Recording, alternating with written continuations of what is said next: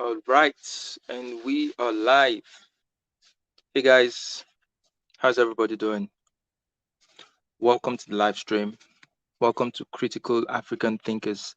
Please say hello if you can hear me, and if you are in the live stream, let's have this discussion going. So, welcome to Critical African Thinkers. This is a place where nothing escapes scrutiny. Here, we examine everything under the microscope of logic to ascertain that which is most logical or most factually correct. So, today, I want to talk about the idea of being transracial. I mean, what is race?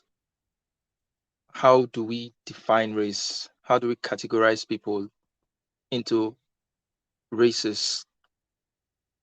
Is it biologically determined? Is it an immutable characteristic? What are those features that goes into defining whether a person is one race or another? Or is it socially constructed? Is the idea of race is it not real? Is it as a result of social interactions, social stratifications? That's why different races have emerged. Or is it a mix of both? Is it a mix of both social and biological components? Is that what race is? Does race stem from our innate biology, or does it stem from social classifications? And what about the idea of being transracial?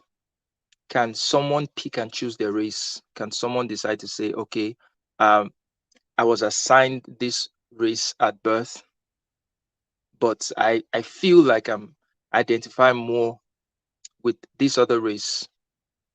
I was assigned this race at birth, but I understand myself to connect more with people of this other race. I mean, same thing as gender. Right now, people can pick and choose their genders. This might seem like a far-fetched idea, but people picking their gender was also a far-fetched idea, say like 100 years ago. But right now, it's a reality. It is a reality now. People can pick their gender. People who were born male can decide to transition and become female. People who were born female can decide to transition and become male. So why can't we have that with race? Okay, so we have Mr. Pelu right in the live stream. Welcome, Mr. Pelu. How are you doing today? I'm doing great.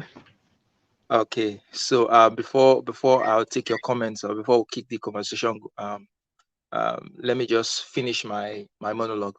So I mean, people have changed their genders. So why can't we do the same thing with race? I've heard in some quarters that race is, you know, is socially constructed. Therefore means that if it's socially constructed, then it must be fluid. It must be very malleable. People can decide to be whatever race they want to be. Why do we have to put people in boxes? Oh, you're black, you're Asian, you're white, you're this.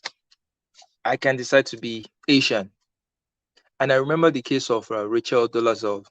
If you looked at the thumbnail for this video, I put her there. And she's a white woman who chose to identify as a black person. And when it was found out that she was a white woman, she got a lot of flack for that. She got a lot of trouble for that. And I'm like, was that backlash really necessary? Stanley Cross is saying, isn't that ethnicity? Well, Stanley, you can call into the show so we can talk about that. So, Mr. Pelu, welcome to the conversation. How are you doing today? I'm doing fine. Oh, great. It's good to have you here.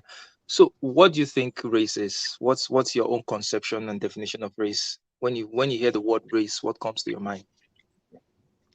I think about it as just phenotypical look, basically, and about adaptations made to suit certain environments. Okay. So, Yeah, adaptations made to suit certain environments. For example, our black skin was adapted to suit the African environment where the sun was much more. You had more sun than the pale skin of European people because they lived in colder regions. So yes, yeah, so I understand that. Understand that. So is it just the phenotypical characteristics? Is race not deeper than that? No, to Is it me, it's not. just To me, it's not deeper than that. To me, it's not deeper than physical adaptations suited, created to suit whatever environment you were created to suit that you were lived in for a long time. And I think the reason why you have areas where are multiracial, like in America, is only because there was a caste system that stopped people from interbreeding. Because I think if people in the same region are naturally going to interbreed with each other, unless there's certain barriers that stop them from intermingling. You understand? So that's yeah? why certain people from certain regions look a certain way. The only reason why you have different people looking a different way in certain regions is if people are immigrating and not mixing. So what happened in America is that for a long time people were not mixing as much as they would have mixed if there wasn't social barriers to people mixing. You understand? Mm, So yeah. that's why you have these different races, because eventually everybody would have merged in. They would have merged in my assessment. Everybody would have merged in a long time ago if there wasn't laws and social conditions that stop people from mixing. That's true. I think from the idea of a pure race to me is very far-fetched. I think with the way the world has been, with the history of the world, a lot of people have mixed genetics. I mean, if you look at the Mediterranean region, how can you say what exactly can you say those people are? They've had European influences, they've had African DNA, they've had Middle East DNA. They've had a mixture of so many DNAs or so many peoples in them. So I believe that naturally when people live in close proximity, there's a tendency to interbreed and to intermarry, and somewhat the genetic material become much more similar. But I want to ask, if we say a race is just a physical adaptation, Mr. Pelu, this is to you. If as an African, if African tribes are transported to Europe, in Northern Europe, and they live in Northern Europe for, say, 1,000 years, do you see them developing the phenotypical characteristics of the typical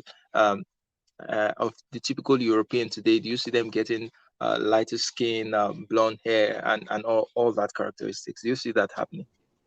It's difficult for me to say. I'm not a biologist. I'm not an expert on genes and how people mutate and change over time. I would think they would. I would think these Africans would mix eventually over 1,000 years. If there's no social barriers, will mix within the people that are already there more, and they will become more whiter. Of course, I would think so with mixing, but I do not know how people adapt and how people is genetics mutate to environment. So I can't tell you that from a fact because I'm not, that's not my field of. Because to somebody to tell you that there will have to be a biologist who specializes in genetic adaptations and mutations to be able to even say to answer that kind of question. To my knowledge, you understand? Yeah, great. So we have Kevin B. Black. Kevin, welcome to the conversation. How are you doing today?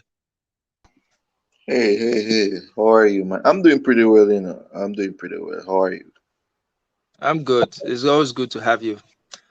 So Kevin, today we're talking about transracial. Is a transracial world possible? But before we get into that, what is Mm-hmm. your definition of race? What's your conception of race? So, race. That's a very, very complicated question. It's not an easy question to answer. It might seem a bit easy, but it's not an easy question to answer because I think there are many aspects of race that is not biological. So I think race have a biological side or biological tenet to it. But it also does have a lot of social aspect to it. So the way in which we interact with the world and how the world interact with us, that can be racial too. So I do to a certain extent buy the idea that race can be how you look physically, but the degree of how much genetics or genotype that is matched onto that phenotype is sometimes contested, because I read no, so it's sometimes contested. So Race is sometimes socially constructed and to an extent biological constructed. So yeah, that's how I think I would define it. I think that's a bit reductive at times, but I think that's a more accurate definition of what race is. Okay, so you believe that there are both social components to race as well as what do you call it, genetic components to race. So it's not Ah, just based on genetics alone. There's also some social cultural aspects that determines what race is. 100%, man. That's 100% true because the way in which people talk, you can, for example, we can when somebody talks about something or speak in a certain way, for example, their accent.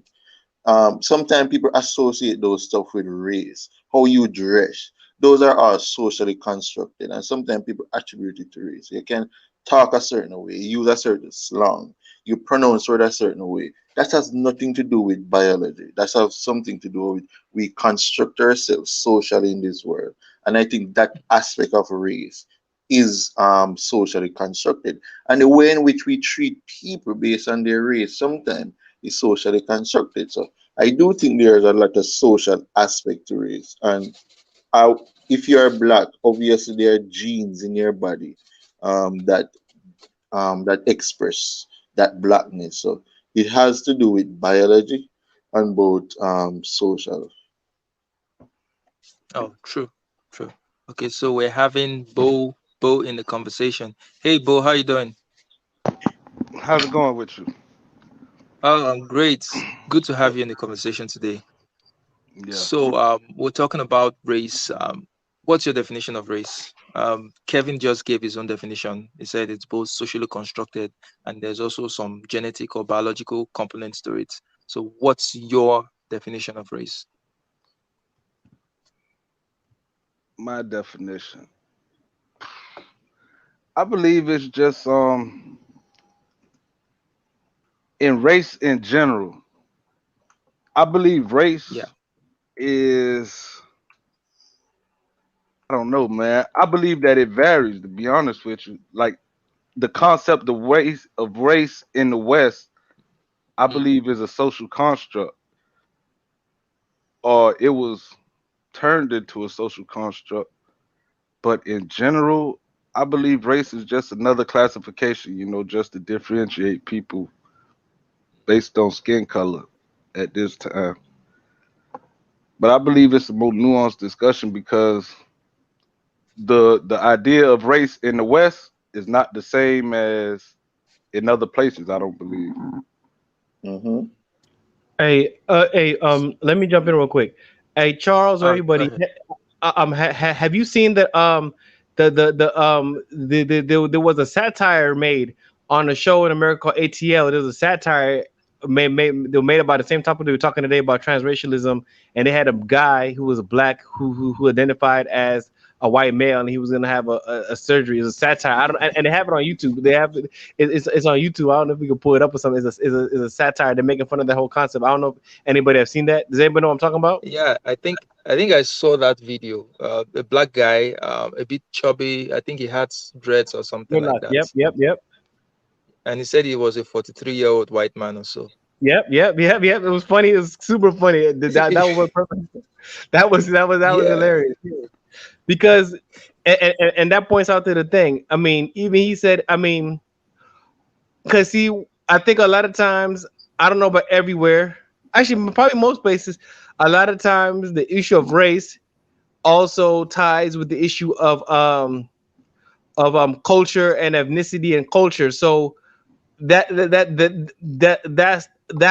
is where the confusion I think comes in because there's cultural aspects you could be culturally you could have cultural aspects of people that typically fall into certain racial categories without you necessarily being part of that race in terms of genetic heritage passed on through your phenotypes Mm, because you developed in a certain environment. You understand? Like, okay, mm, if I am me myself, if I went to Russia and lived in Russia and embraced myself in Russian culture, I mean, and about especially if I grew up there when I was a kid or moved or was born there, but my parents came from Africa or something, and I spoke Russian, did everything Russian, I love Russian music, love Russian vodka. I mean, or whatever, vodka, whatever they have in Russia, you love it. Mm. I mean, you can be culturally Russian. You could enculturate yourself into Russian. Doesn't mean that you're racially. It doesn't mean you're gonna fall into the same racial classification as being white or right like a white Russian guy. But I can see you being culturally Russian. So that's why a lot of things get confused, and that is where the issue comes with a lot of transracialism.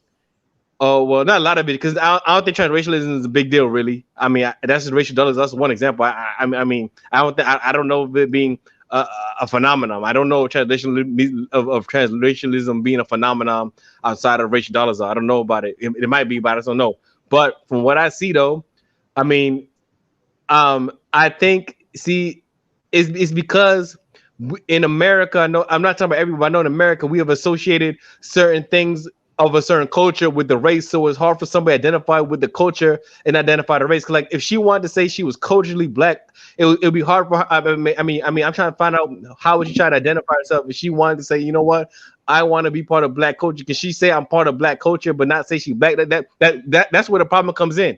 The problem that comes in the American content is that she has no way of of enculturating herself and identifying with the black culture without saying she's black, but then that implies a race too. That's why I think her problem comes in. Thank you. Okay. Mr. Pelu, just one question for you. So why did you find that the video of that guy claiming to be a white guy, why did you find it funny or ridiculous or something?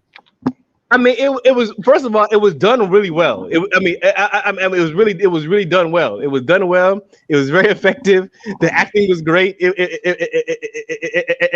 was obnoxious. It was obnoxious. I mean, if you see it, I mean, I'm trying to remember exactly. I saw it so long ago, but if you see it, the way he was acting and it was funny, but it was actually but it actually brought up some really good points.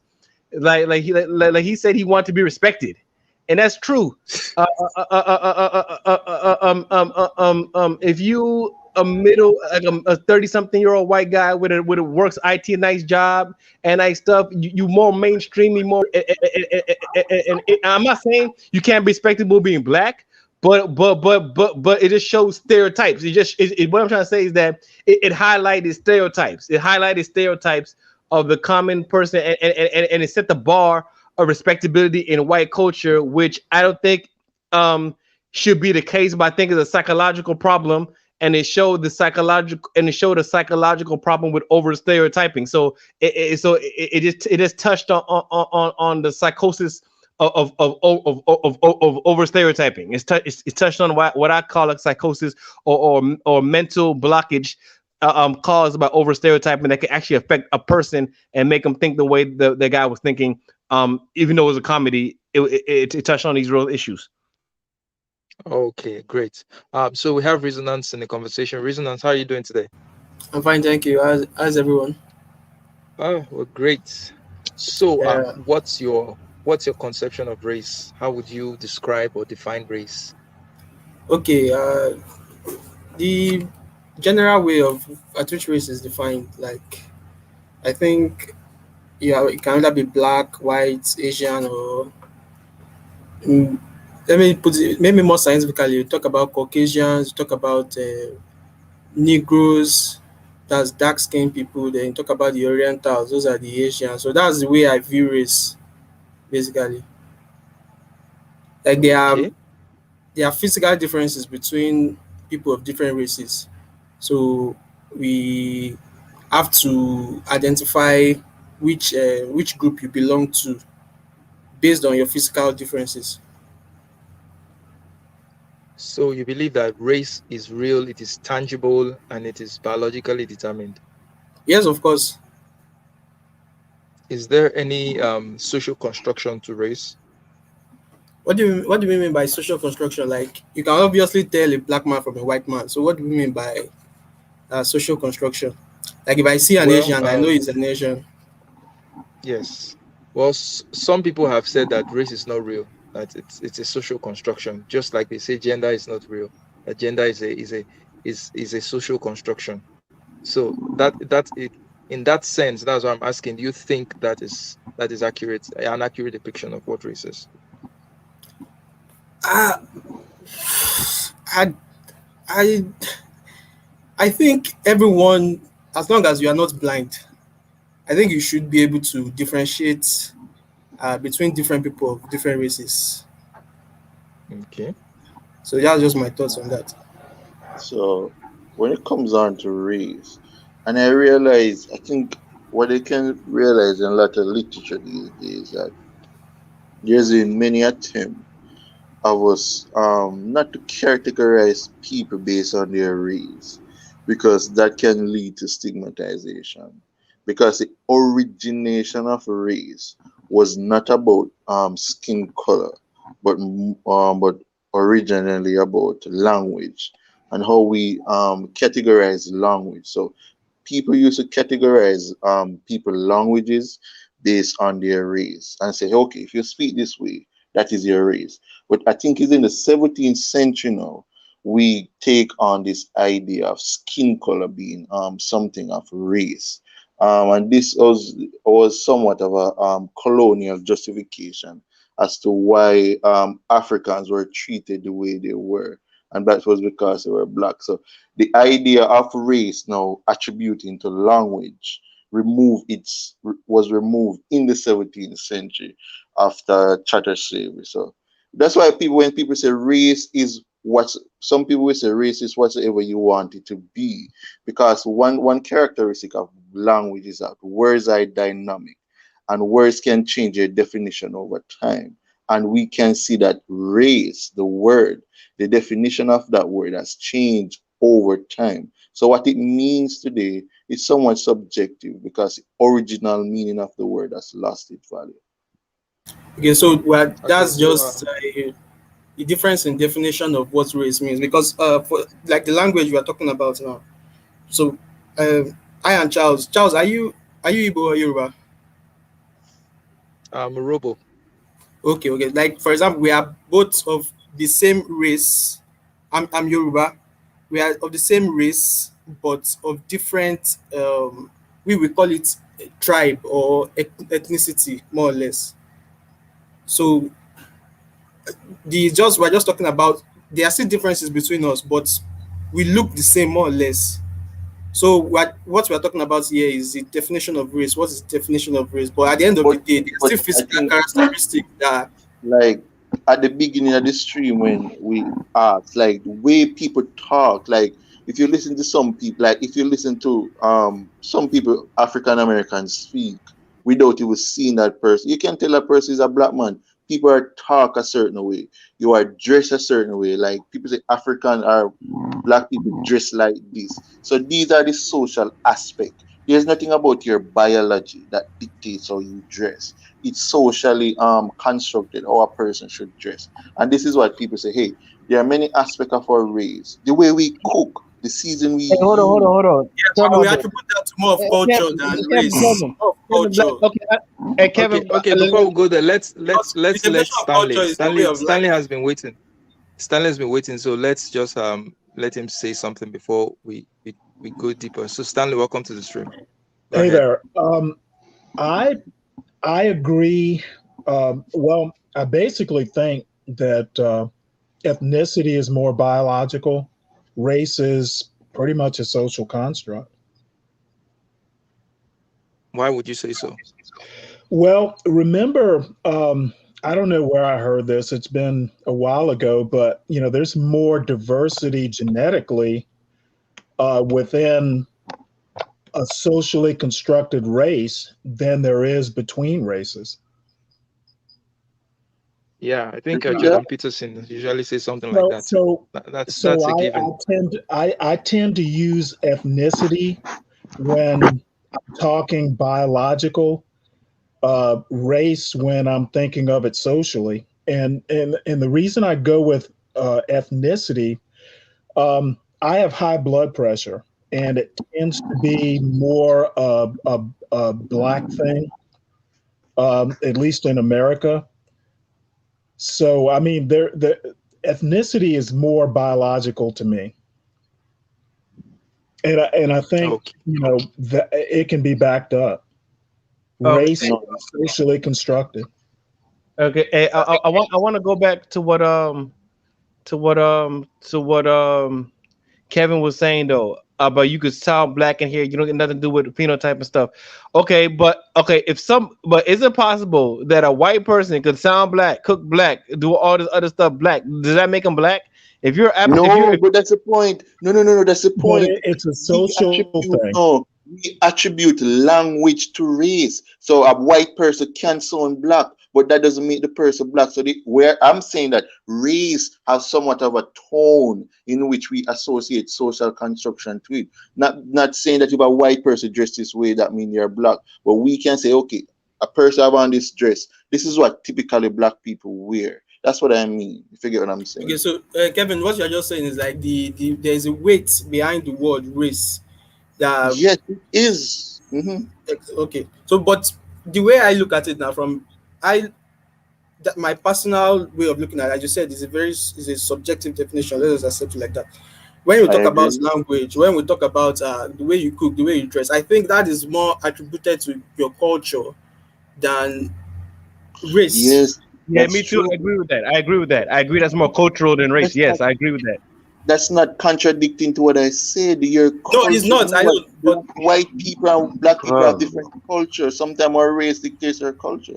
I don't know. You cannot not all the time you can distinguish culture from race. Yeah, I Sometimes think one you can though. influence the other. but No, we what I feel No, no, is no, like, no, no. it's Actually, different how would Kevin, music. we?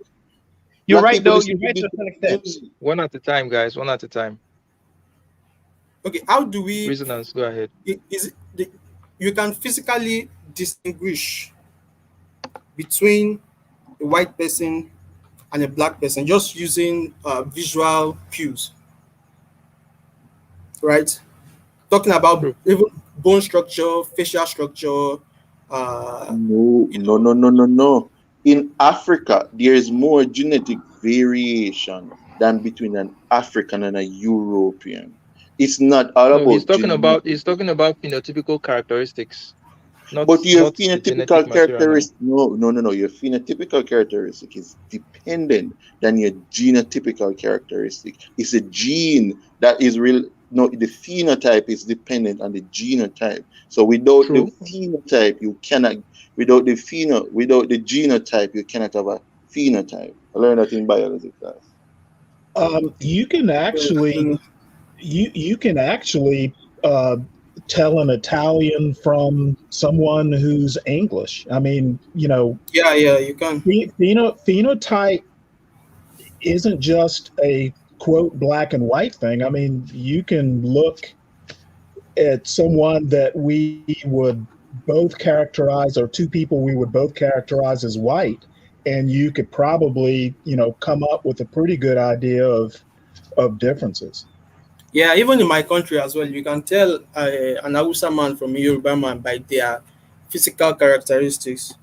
What I'm saying is like in terms of, as Kevin has said, right, there is a weight behind the word race. That is, there is a starting Hey from the guys, colonial I, masters. I want I want to bring Todd in. Can the panel is full now? Can someone just volunteer for some minutes so I can bring Todd in? I'll volunteer. I'll leave. I'll volunteer. Okay, great. Thank you. Go ahead, Resonance.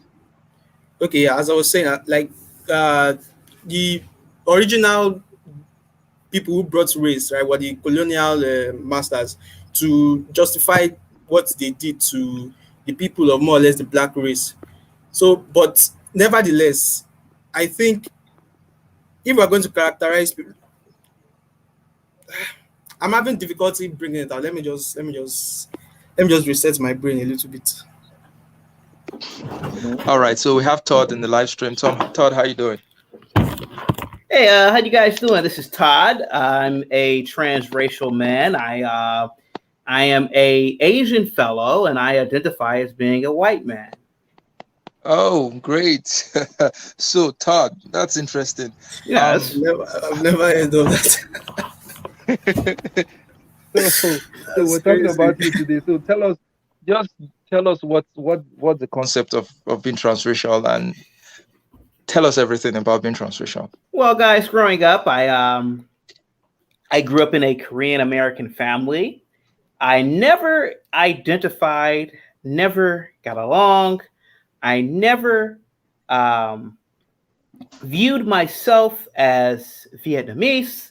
I've always viewed myself as a white man.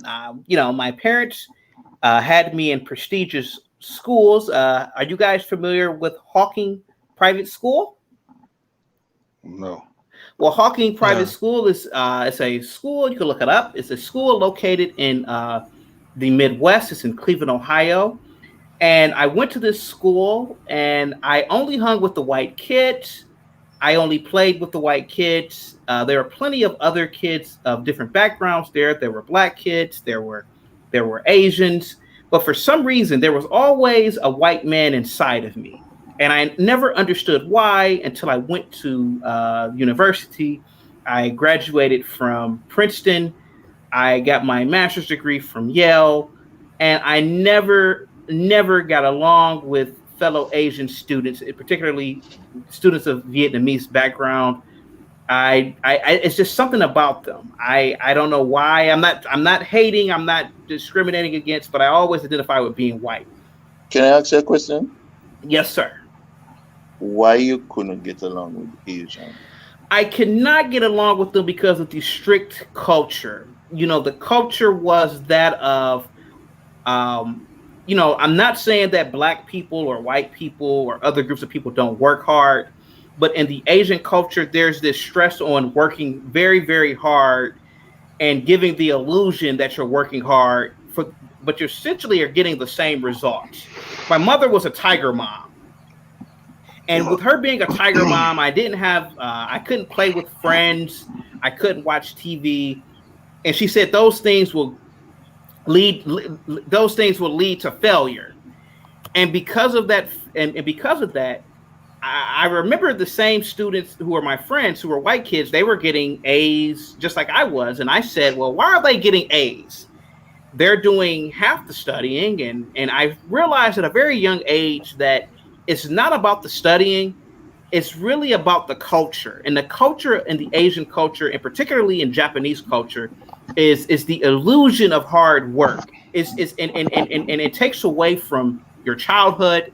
It takes away from recreation. And those are the things that I didn't like being Asian. Can I say something? Yes, sir. Because earlier, like, I'm not really that familiar with this concept, right? Like, it doesn't really make sense to me that much. I never gave it enough thought to make sense of it. But like I said earlier, right? So race is a social construct in the West, right? But in general, university at the core of it, race is really more so about biology. Let's just say biology, right?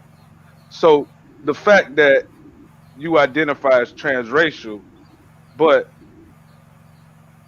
you're speaking more so of adopting another culture and identifying with that culture. So how does race, in the general context of it, like change? Like your race, your identity, your who you not social, not identity, but who you are as a person. You know what I mean? Your phenotype or whatever. You know what I'm saying? It hasn't changed. You're still. I'm sure if I see you in real life, you're still an Asian man. You know what I mean? So how does that become transracial when you adopt another culture, or you prefer to identify with another culture? Well, it's not about. I understand what you're saying. You're saying that at the biological level, that when people see me, they see an Asian man. However, there have been a lot of documented cases, whenever you have time, Mr. Bodegley, I want you to look up this girl. Her name is Tiffany. I want to say her name is, I forget her last name, but she was a Black American girl who was born in Japan. Her parents were expats. They taught in Japan, and she was born in Japan. And you can look this up. This is right on YouTube. The girl is black. And please forgive me, guys. She's black in terms of culture, but and her complexion is dark brown, indistinguishable from any African American. but she grew up in Japan. She speaks Japanese better than the Japanese. She wears kimonos. She views herself as Japanese. And so it's not whether what other people believe what she is, it's what she knows she is. She believes that she's Japanese. But And so racially, but but racially, racially, physically, she's still a phenotypically, woman yes. that just adopted Asian Phenotypically, culture. yes. Phenotypically, she is of African descent. However, the culture is so pronounced in her that you are literally talking to an Japanese woman. So can we just call you transcultural rather than transracial? No, sir, That sir. was what I Again, wanted to again, say. I am not. Again, I don't like being referred to as transcultural. I like being referred to what I believe. I am a white man. When I fill out applications, I But fill it it, out as being just European. And my to thing the is hear me out for 1 minute. Just hear me out for 1 minute. Hear me out for 1 minute. Nobody bats an eye when a man pretends to be a woman. Nobody bats an eye when people say they like the same sex. I want people to see me as a white man. but unless you change certain characteristics about yourself. But sir, we live in a generation now where it's me, him, his, all those with pronouns. So I want people to listen, guys. Bo Diddley, when you get pulled over by the cops, I'm not saying that you're going to because you're black, but if you get pulled over by the cops, I want you to do something for me. Pretend like you know East Indian and pretend like you are an East Indian doctor, and watch how those police treat you after. I think Mhm. this is Okay. delving into the mental health aspect of transracialism. Like I think we need to explore that aspect of it. Can I ask Chad the next question? Yeah, go ahead. Chad, I'm here trying to figure out, and I'm not trying to be insulting. If you're serious, are you serious? Sir, I'm as serious as cancer, and I'm going to tell you why. I've done this before. If you listen, I was born in America. I'm assuming that Bo Diddley was born in America. I'm pretty sure that Charles, he sounds West African, but but in America there are laws that you cannot discriminate based on race. So if I go into a job and if I say, "Hey, I'm a white man," my name is Todd Chapowski. It doesn't matter if I have squinted eyes like I do. You cannot discriminate. You can't say, "Oh, you lied. You lied." It's illegal to do that. Just like it's illegal to say that somebody who's transsexual, it's illegal for you to say, "No, no, no, no, no, no. You have a penis. You're really a man." We live in that day and age now. So I want But you guys, my I want you black mhm. guys to pretend. I want you black guys to embrace transracialism. I want you to tell people, "I am a white man. I am an Asian man. I am an Indian man." Say it but with me, guys. Say it with me, Charles. one of the I'm not a fundamental white man. tenets of one of the fundamental tenet of trans. You hear me? Yes, sir. I can hear Yeah, you. go ahead. So what I was saying is this: the idea of self categorization or self recognition is to to change sometimes the way in which people categorize us. So, do you look like an Asian? Sir, I'm Vietnamese, sir. I look like Bruce Lee. I mean, even though he was Chinese, I look super Asian. Okay, so but don't you fear that people who sees you will not it's will not consider you an Asian, not a white person but an Asian? I beg your pardon, sir. Isn't there a fear on your side that people you associated externally will not consider you a white person but an Asian based on how you look? Well, sir, again, it's not about what people will see me as, it's what I know that I am. I view No, myself. but one of the tenets of people who want to be trans woman or trans man, they want to be seen as a woman or a man. But you're saying no that you don't want to be seen as a you don't care you're seen, you Okay. just want to associate yourself. So that's why I'm kind of confused because we have to acknowledge that people outside of us tend to generalize us based on certain characteristics that we place on them in society. So I'm just saying that if you look like an Asian, it's by default people won't categorize you as a white man. Well, that's discriminatory practices. I mean, I'm going by the Well, laws of this. you, Go human, ahead, sir. human nature, Stanley, human go nature. ahead. Hey, I do have a question, Todd. You made a comment earlier about squinty eyes, and that definitely got my attention. Is that the way Asians tend to describe their eyes, or is that a white thing? Well, sir, I was more or less, trying to be lighthearted here. A lot of times Well, the squinty eyes, the squinty cultural eyes will always be lighthearted. yeah, the incultural jokes about Asian people are pretty much, we call each other Twinkies. We don't necessarily talk about our eyes. Our eyes is just as normal to us as brown skin on people of African descent. Okay, However, my go ahead. question is squinty eyes kind of an Asian thing, or is it a white thing? You mean in terms of derogatory sayings? That's a thing of Well, no, whites. not necessarily. I mean, if it's not derogatory, it's not derogatory. I'm just curious. Sometimes Black Americans call each other the N word. With an A at the end. Is that an Asian thing? Kind of like an in joke? No, it's not. I should have clarified that. Okay. So I think what Stanley was trying to get at is that a typical Asian characteristic, the squinty eyes? Is it No, something no, that's it's not. No, no, it's not. Can I say something? Because yeah, go ahead. I think this opens up the door to the conversation around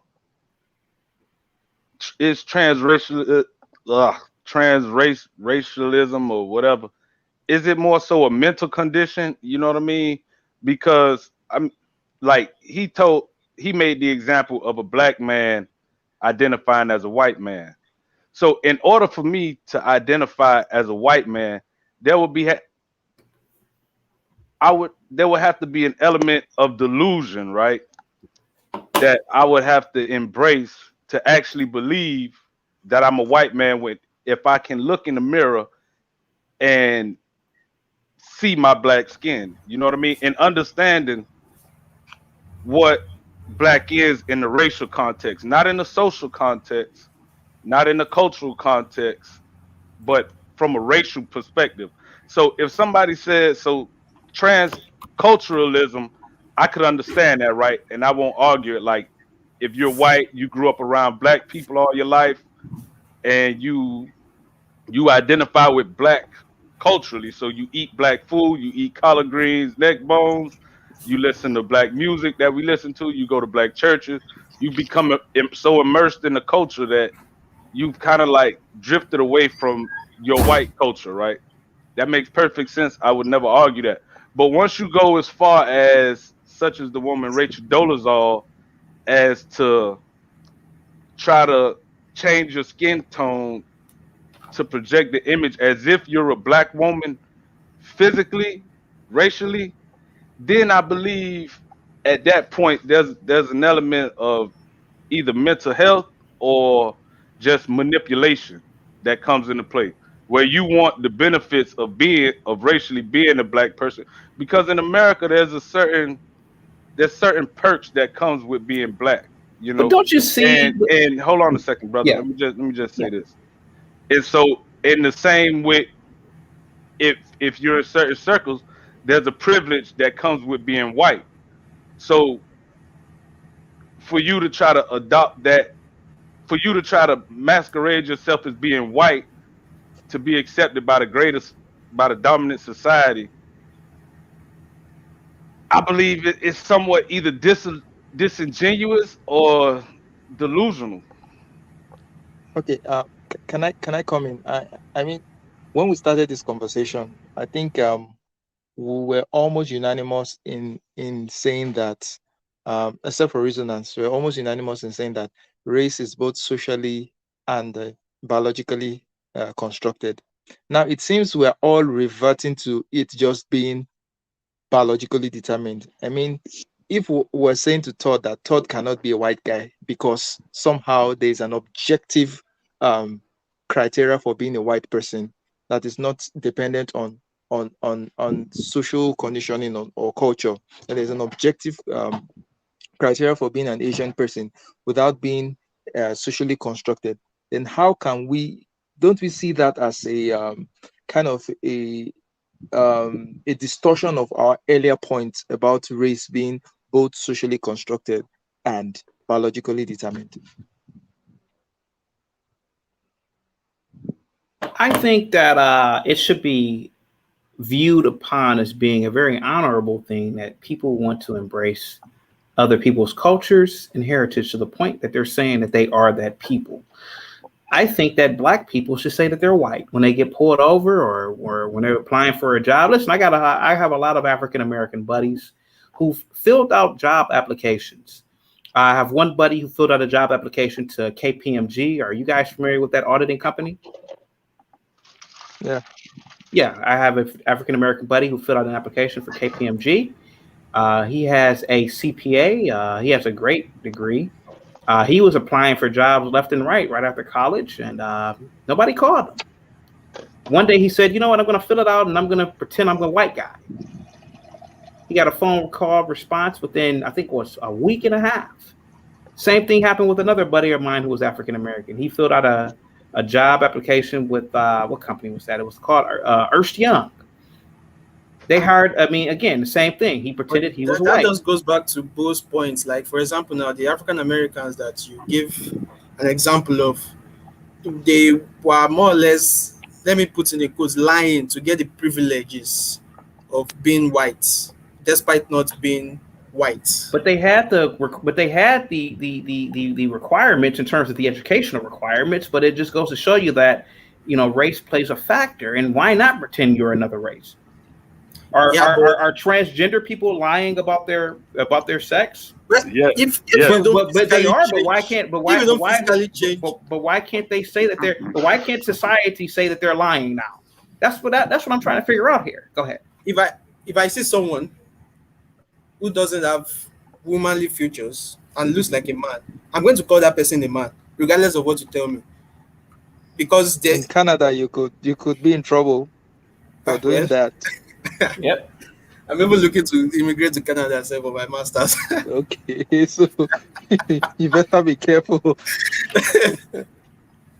But Bo, you wanted to say something in regards to that. Yeah. What do you think about transgender people? Man, listen. I'm conservative, man. I'm just gonna say that. But let's because you brought up the point about the social construct, right? So when we say social construct in the West, these are concepts that's adopted by a society, right? To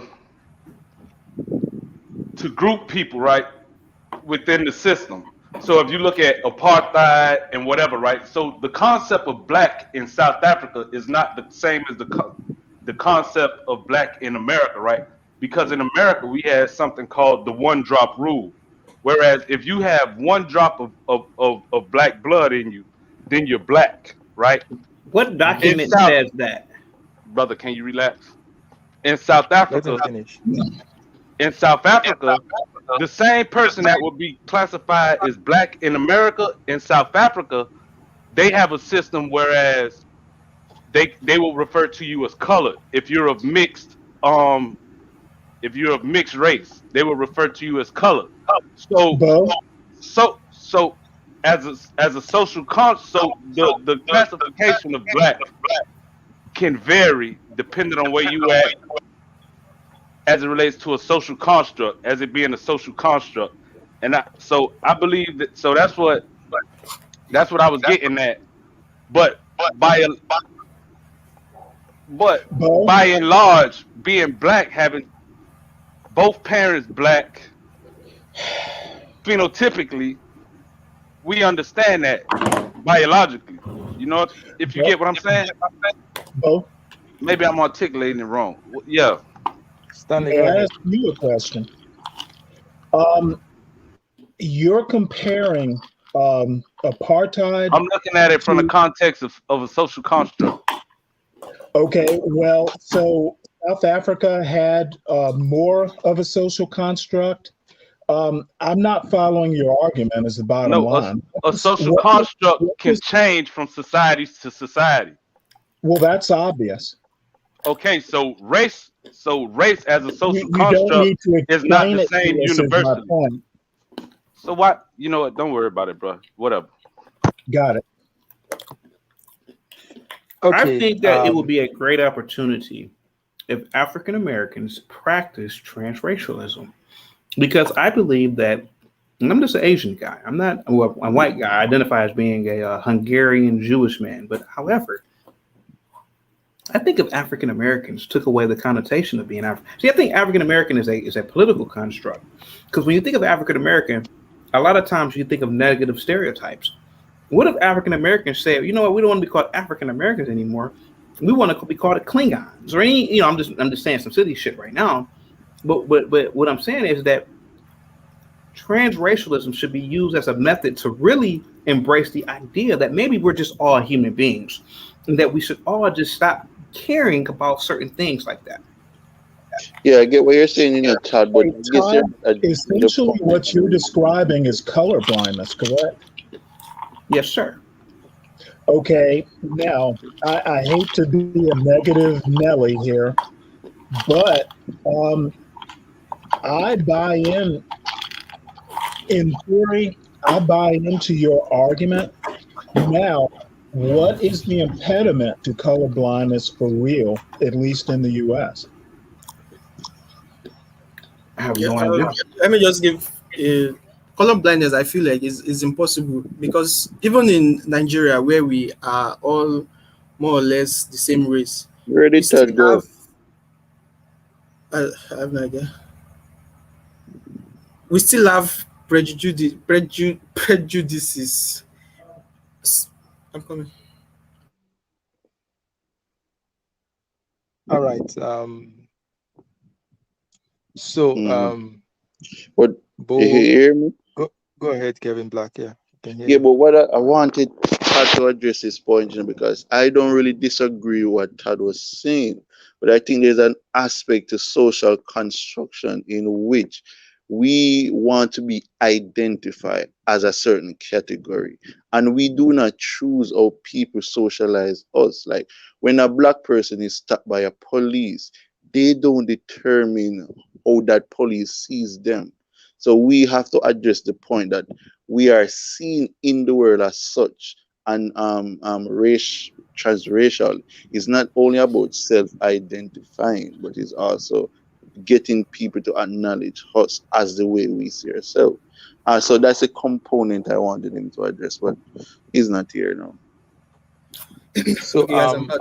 is race immutable? I mean, is it immutable? Like there's nothing you can do about it. If you're a black person, or if you're an African, you're always going to be an African. There is no way you can be um Yeah, say a as long as European. the world perceives you as Well, that way, there's nothing you can do about it. Charles, the question you're asking is basically, I mean, you can decide who you want to be, but things like race tend to be how other people view you.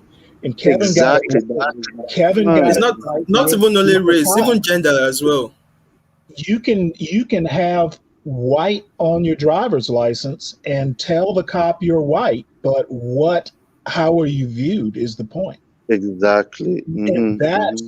that's why race is a social construct. It is how people see you, not Exactly. necessarily Exactly. not necessarily how you see yourself. They're two different Hmm. things, really. Yeah, but this applies to gender as well, doesn't it?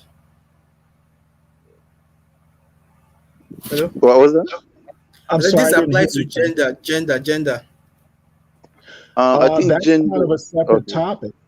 Yeah, that's a little bit separate because No, like, gender is. Hmm. Okay, let's not no, go we into are that talking about gender how debate. no. Let me just no, not it's not Let's. gender debate, but like we're talking about how the world perceives us, right? Mm, Gender as well also determines how the world perceives you. For example, now if you have the outward appearance of a woman, even if you feel like you're a man, the world still sees you as a woman. And this not only applies to race as well as black, white, even things like accent, the way you talk. People also have certain views of certain accents. So Right. Yeah, And but That's how people view the accent, and how you acquire an accent is social. Exactly. Yeah. So let me. Just based Okay, on so my point. I have a question now.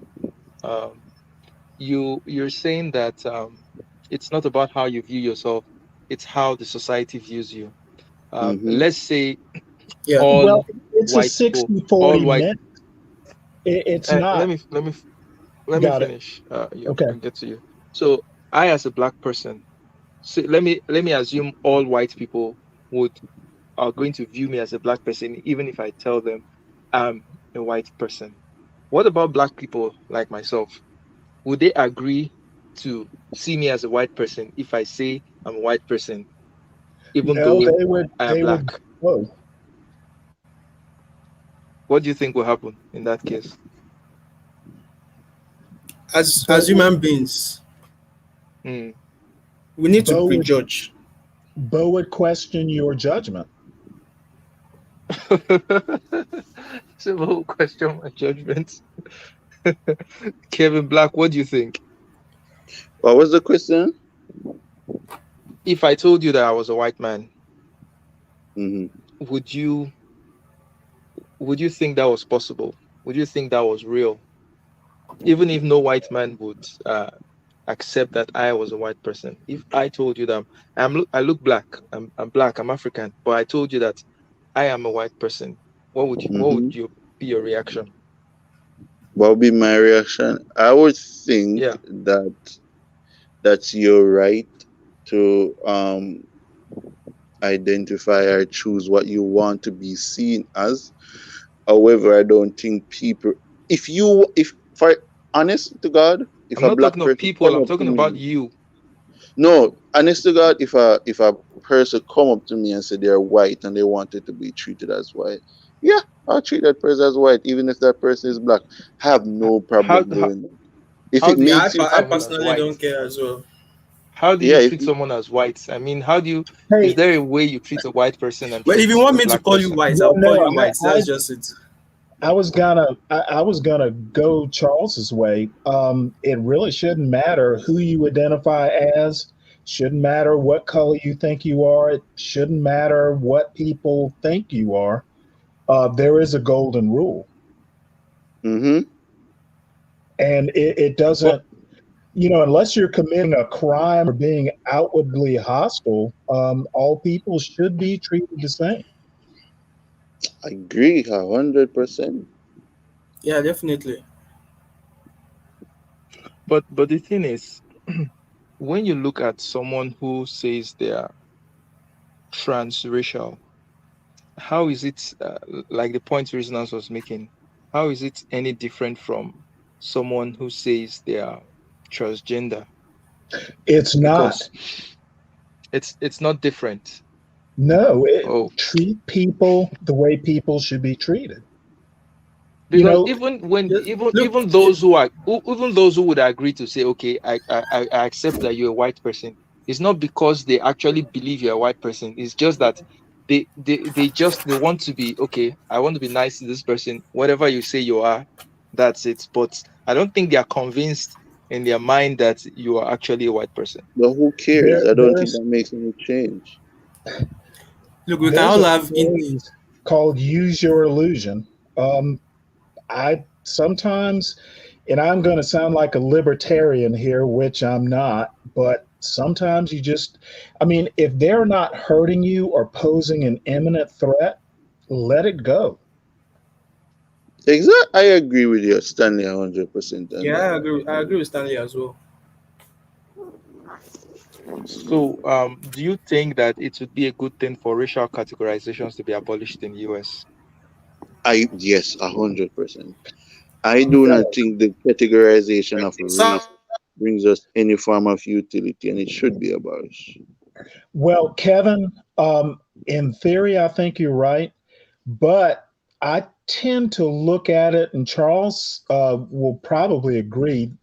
Sometimes, biology can make a difference. Again, I'll bring up blood pressure.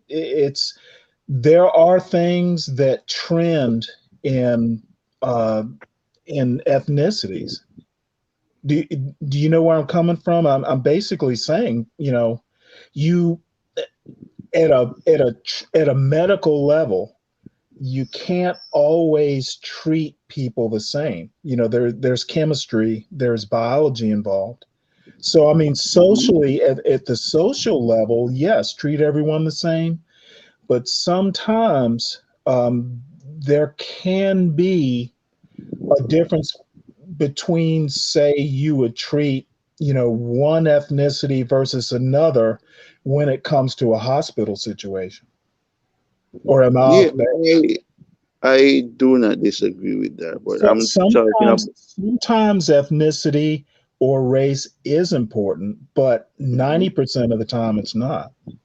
I agree. I agree. What I guess I was speaking to that 99% in which sometimes our race tend to comes with some social baggage that I wish Absolutely. was not there. And I wish if we and I think if we get rid of this idea of race, it will make us associate more and more because race, was, as I said, was this idea of categorizing people after their race was a colonial justification for the treatment of African.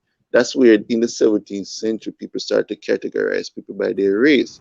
So I don't think that's a construct that is useful to us. But you've just pointed out an incident, the medical incident in which it's useful, and I don't disagree with that.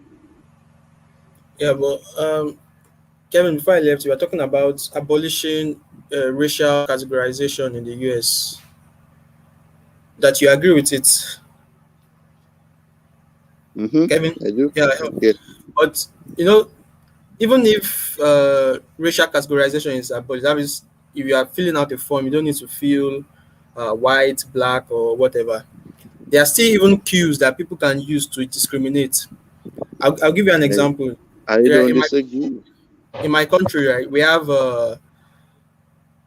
have different tribes and ethnicities, right? In certain institutions, they favor some ethnicities over other ethnicities.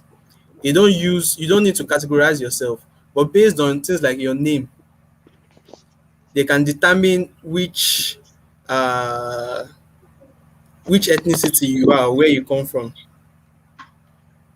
and that's Uh-huh. a cue that can be used for discrimination. But my own point is that it's impossible for us not to have perception of people, whether that perception is right or not. But we need those cues to tell us, you know, how we should. And yes, if we live in a society where, for example, now blacks in the US, now blacks in the US are seen in, let's say, for example, in a negative light. But don't you feel like certain stereotypes come about automatically a without it being a negative thing? And I'll use my country as an example again. We have the Yorubas. The Yorubas are seen as educated. You have the Igbos. The Igbos are seen as industrious, hardworking, all that. You have the Hausas. They too have their own stereotypes. So not all the time that stereotypes are negative things. What do you say to that? Uh, yeah, I don't disagree with that if we could drop because I'm not sure if I would consider myself a postmodernist in which I think the fundamental belief structure that I have is the questioning of categories because and the stereotypical view that comes with them. So um, I'm not sure because I am just very antagonistic towards certain categories because I do think they come with baggages. I do not like the category of gender sometimes. But I think, what I'm saying is those baggages cannot be avoided due to human nature. exactly, but we have, but I agree. But I'm pointing out that we should criticize those baggages, and when we should try to advocate, try to change people's mind away and prevent people from engaging in those stereotypical views. Hey, All right. Okay. You want to say Hey, something? Go ahead. um, hey, Kevin, I'm actually gonna ask a. Actually, you said something interesting, Kevin. Mm-hmm. Postmodern. Um, Mm-hmm. and Charles, you're gonna fuss at me for this, but I don't like the label postmodern. To me, it's critical thinking. Mm-hmm. And that's it. You question everything, and that's not a Exactly. new concept. Hell, that goes back to ancient Greece. Mm-hmm. Question everything and test it, prove it. And Yeah, because sorry. no, I'm done. Oh, I'm because I was processing saying, here. like whenever I hear people on the right represent Yes. postmodernism, it's so much. It's a butch version of postmodernism. Like I don't know what these people are talking about. Like the fundamental premise of postmodernism is they're constantly questioning stuff. That's it. But to me, I think they're not so much questioning things as much as they're challenging things or wanting to ban things. Well, that's the If the same idea thing of as questioning. Challenging is questioning. I don't even know Yeah. what no postmodern n- is. no in the sense in which I'm using challenging, not like challenging intellectual sense. I mean challenging in a more confrontational sense of okay, this is not the way it should be, my way or the highway. Understand? If it was questioning to understand, questioning to say, okay, how do we get something much more fruitful from this? Then it will make more sense to me. But questioning to say, no, that is not the way it No, should be. I This is think the way you it are should be. reading, That's Charles. I think you're reading into putting reading stuff into the tier. I don't think it's there. Like What we have. is Mhm. what is postmodern? I don't have any like Okay, so any postmodernism. knowledge. So postmodern. I'm gonna try to summarize it as much as I can. So postmodernism is just saying that hey, life and reality and social construct cannot be viewed through one lens. We have to have multiple lens to sum up reality. That is what postmodernism. So before we people used to love this idea of general truth, like we could sum up people reality from one perspective, or these categories fit or sum us up exactly. Or for example, gender is one of the most thing that postmodern fight against. Like, hey, you're a man or you're a woman. So gender was just this umbrella term in which we used to categorize people. But some people saying that hey, a lot of these stuff that we attribute to gender are not biological. They are constructed on us, and that's basically it. So we have like Judith Butler, one of my favorite writers. She wrote the Gender Trouble, I think in the 1980s, and she was like saying that hey, your gender is performativity. We and the world is the stage. So we act out our gender and it's passed on to us. It's less of a self determination. So this idea of questioning all of these general truths that has been passed on to us and what people take for granted because everything is a social construct. For example, Huh. if you go back, you can even go to post structuralists. Like we questioning like the death of the author, a lot of those stuff. I guess I'm rambling now. Sorry. Hey, can I ask you a question, Kevin? Yeah, And sure. I'm going to throw this out, but I I agree with you. Mm-hmm. However, I guess maybe I'm just kind of middle of the road. There's some ancient Roman who said moderation in all things. And here's where what I'm getting to. I think postmodernism, I think CRT is useful, but I'm going to make some weird reference to Batman. Use the tools you have. Um, Mm-hmm. CRT doesn't always apply. The Bible doesn't always apply. And that's where intelligence and human intelligence in general comes in. You use the Mhm. tool. You don't use a sledgehammer to hammer in a nail. Use the tools that are Mhm. available when appropriate. And I don't know if I'm kind of getting off in some weird space, but that's what humans do well. They adapt, they use the tools that are at hand to solve a problem or the problem.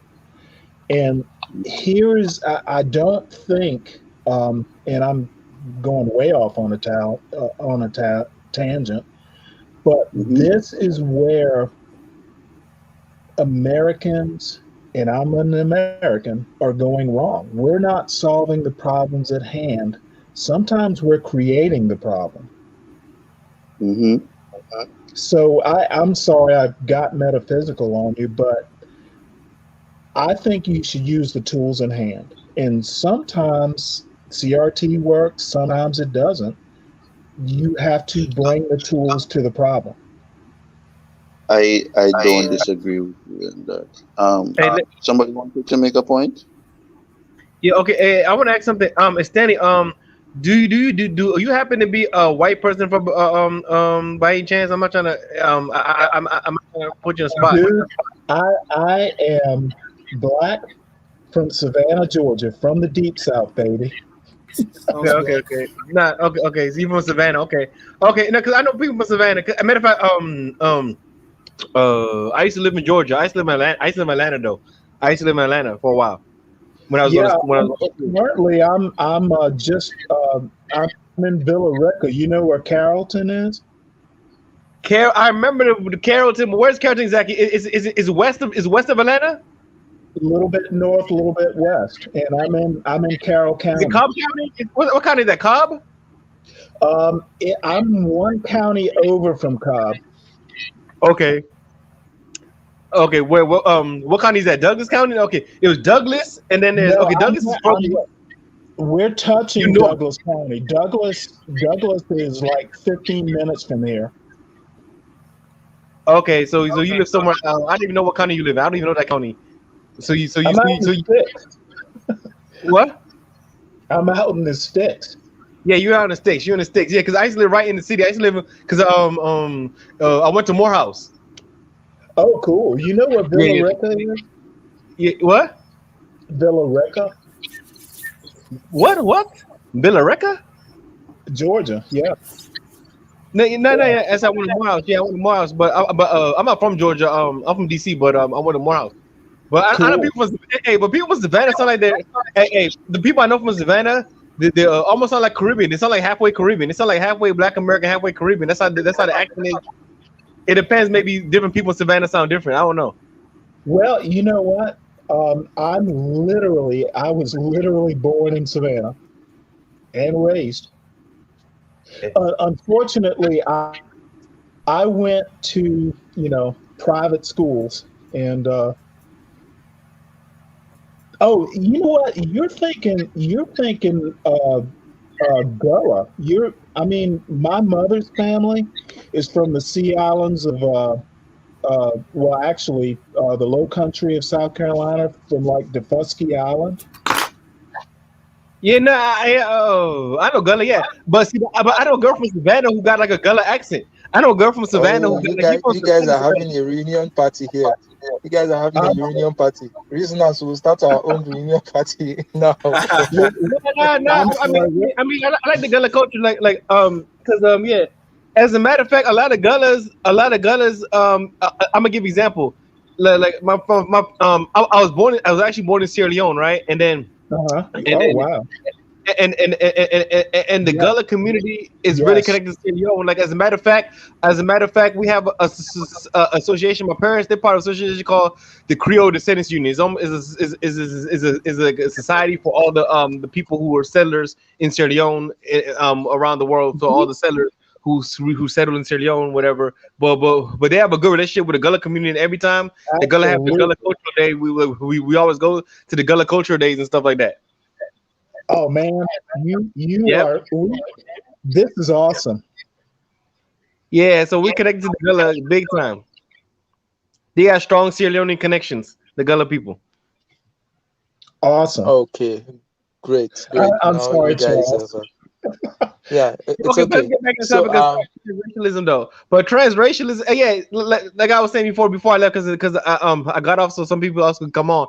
But but this transracialism is like, as people were saying, is like the problem is because we've identified a culture with a race in America. So that's why this lady, which the other of us, no matter what she does, it's hard for her to say she's black because no matter how, hmm? yeah, Someone go else ahead. want to jump in? Go ahead. Go ahead. Hey, Mr. Pelou, Okay. can you repeat what you said?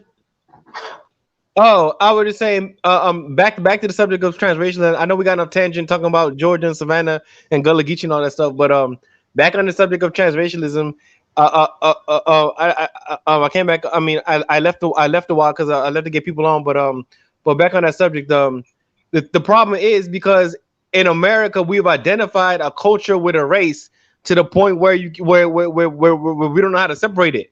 So I mean, I don't know how you're gonna separate black culture from the black race. So I can't see how you could identify with black, and but not be from the black race. I mean, I don't know what type of intellectual framework you would need to disassociate the black culture with black ethnic heritage or black racial heritage, however you want to say it.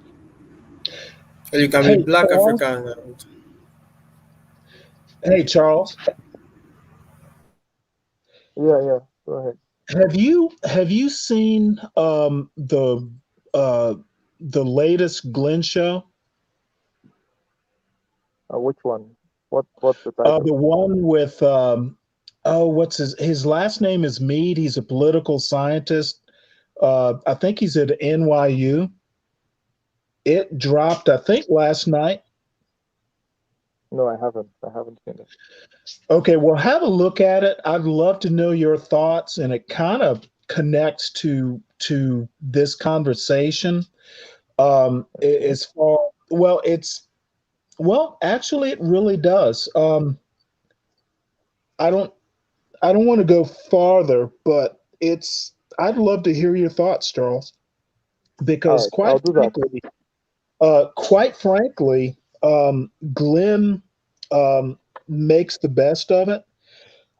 I found it somewhat offensive, but to me, it's how it goes back to how can you not be black and separate from black culture?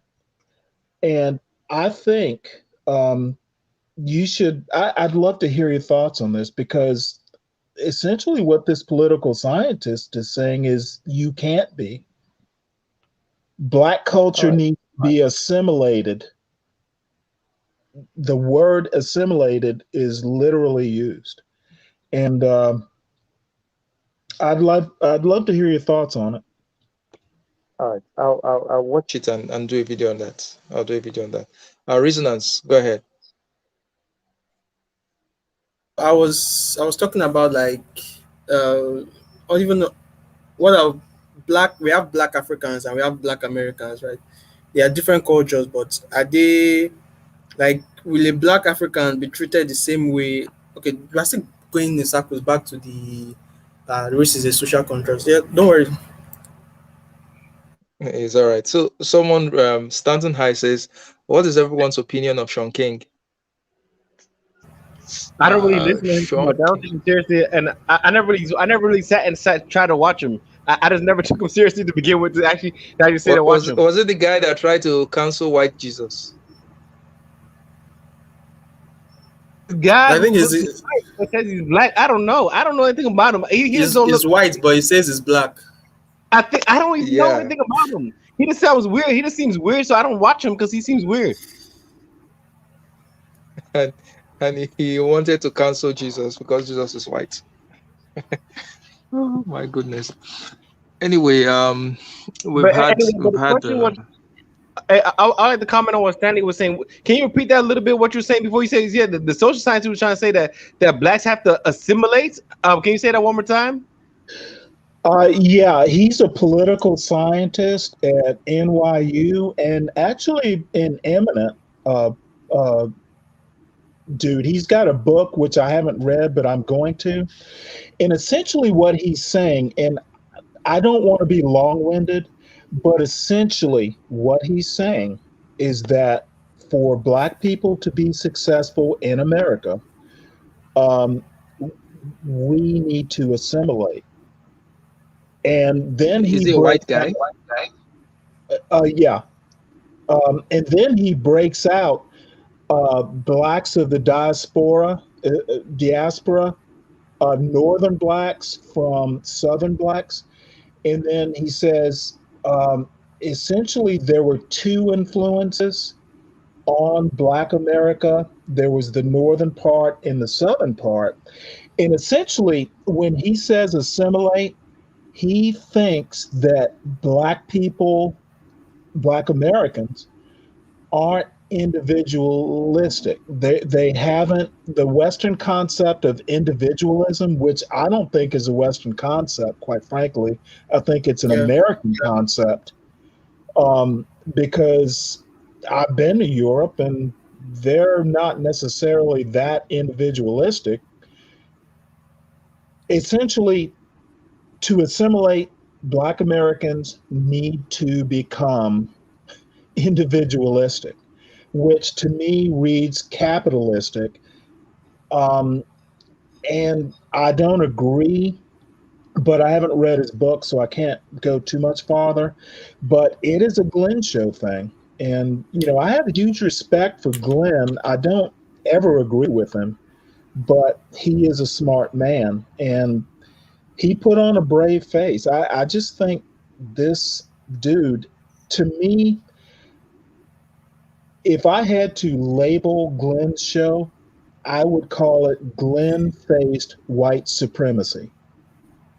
And white supremacy Glenn what? try Glenn what?